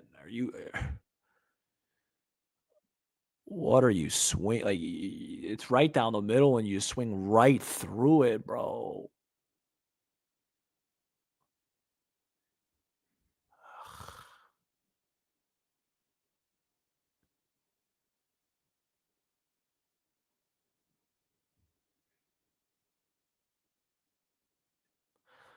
17-12.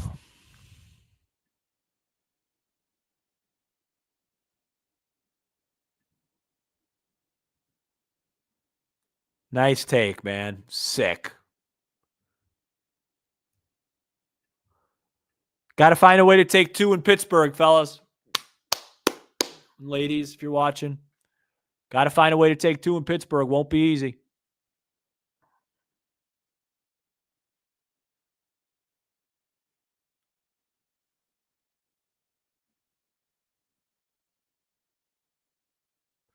Well, the good news for Vidal Brujan is with the way this inning's looking, it doesn't even look like one would have even mattered. And it's just not even close. Love to reverse jinx you, but all righty.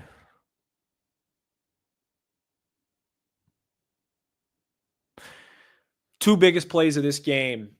PCA's ball that Castellanos caught, and then that at bat by Real Muto. That set up the whole inning for Merriweather to go badly.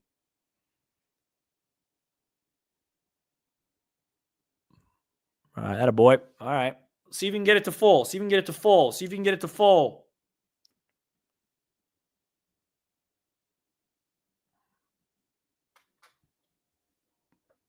See if you can get it to full.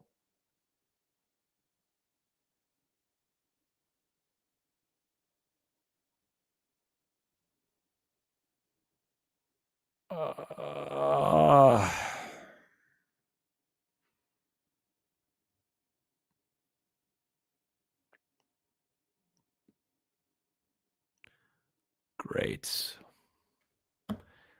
Have the Cubs have what one game on a Sunday this year? They always make us start the week in a bad mood. Arizona, disaster loss on a Sunday. Padres at home, rough loss on a Sunday. They beat the Dodgers that one Sunday. Last Sunday, heartbreaker extras, Diamondbacks. This Sunday, heartbreaker extras, Phillies. Sundays stink.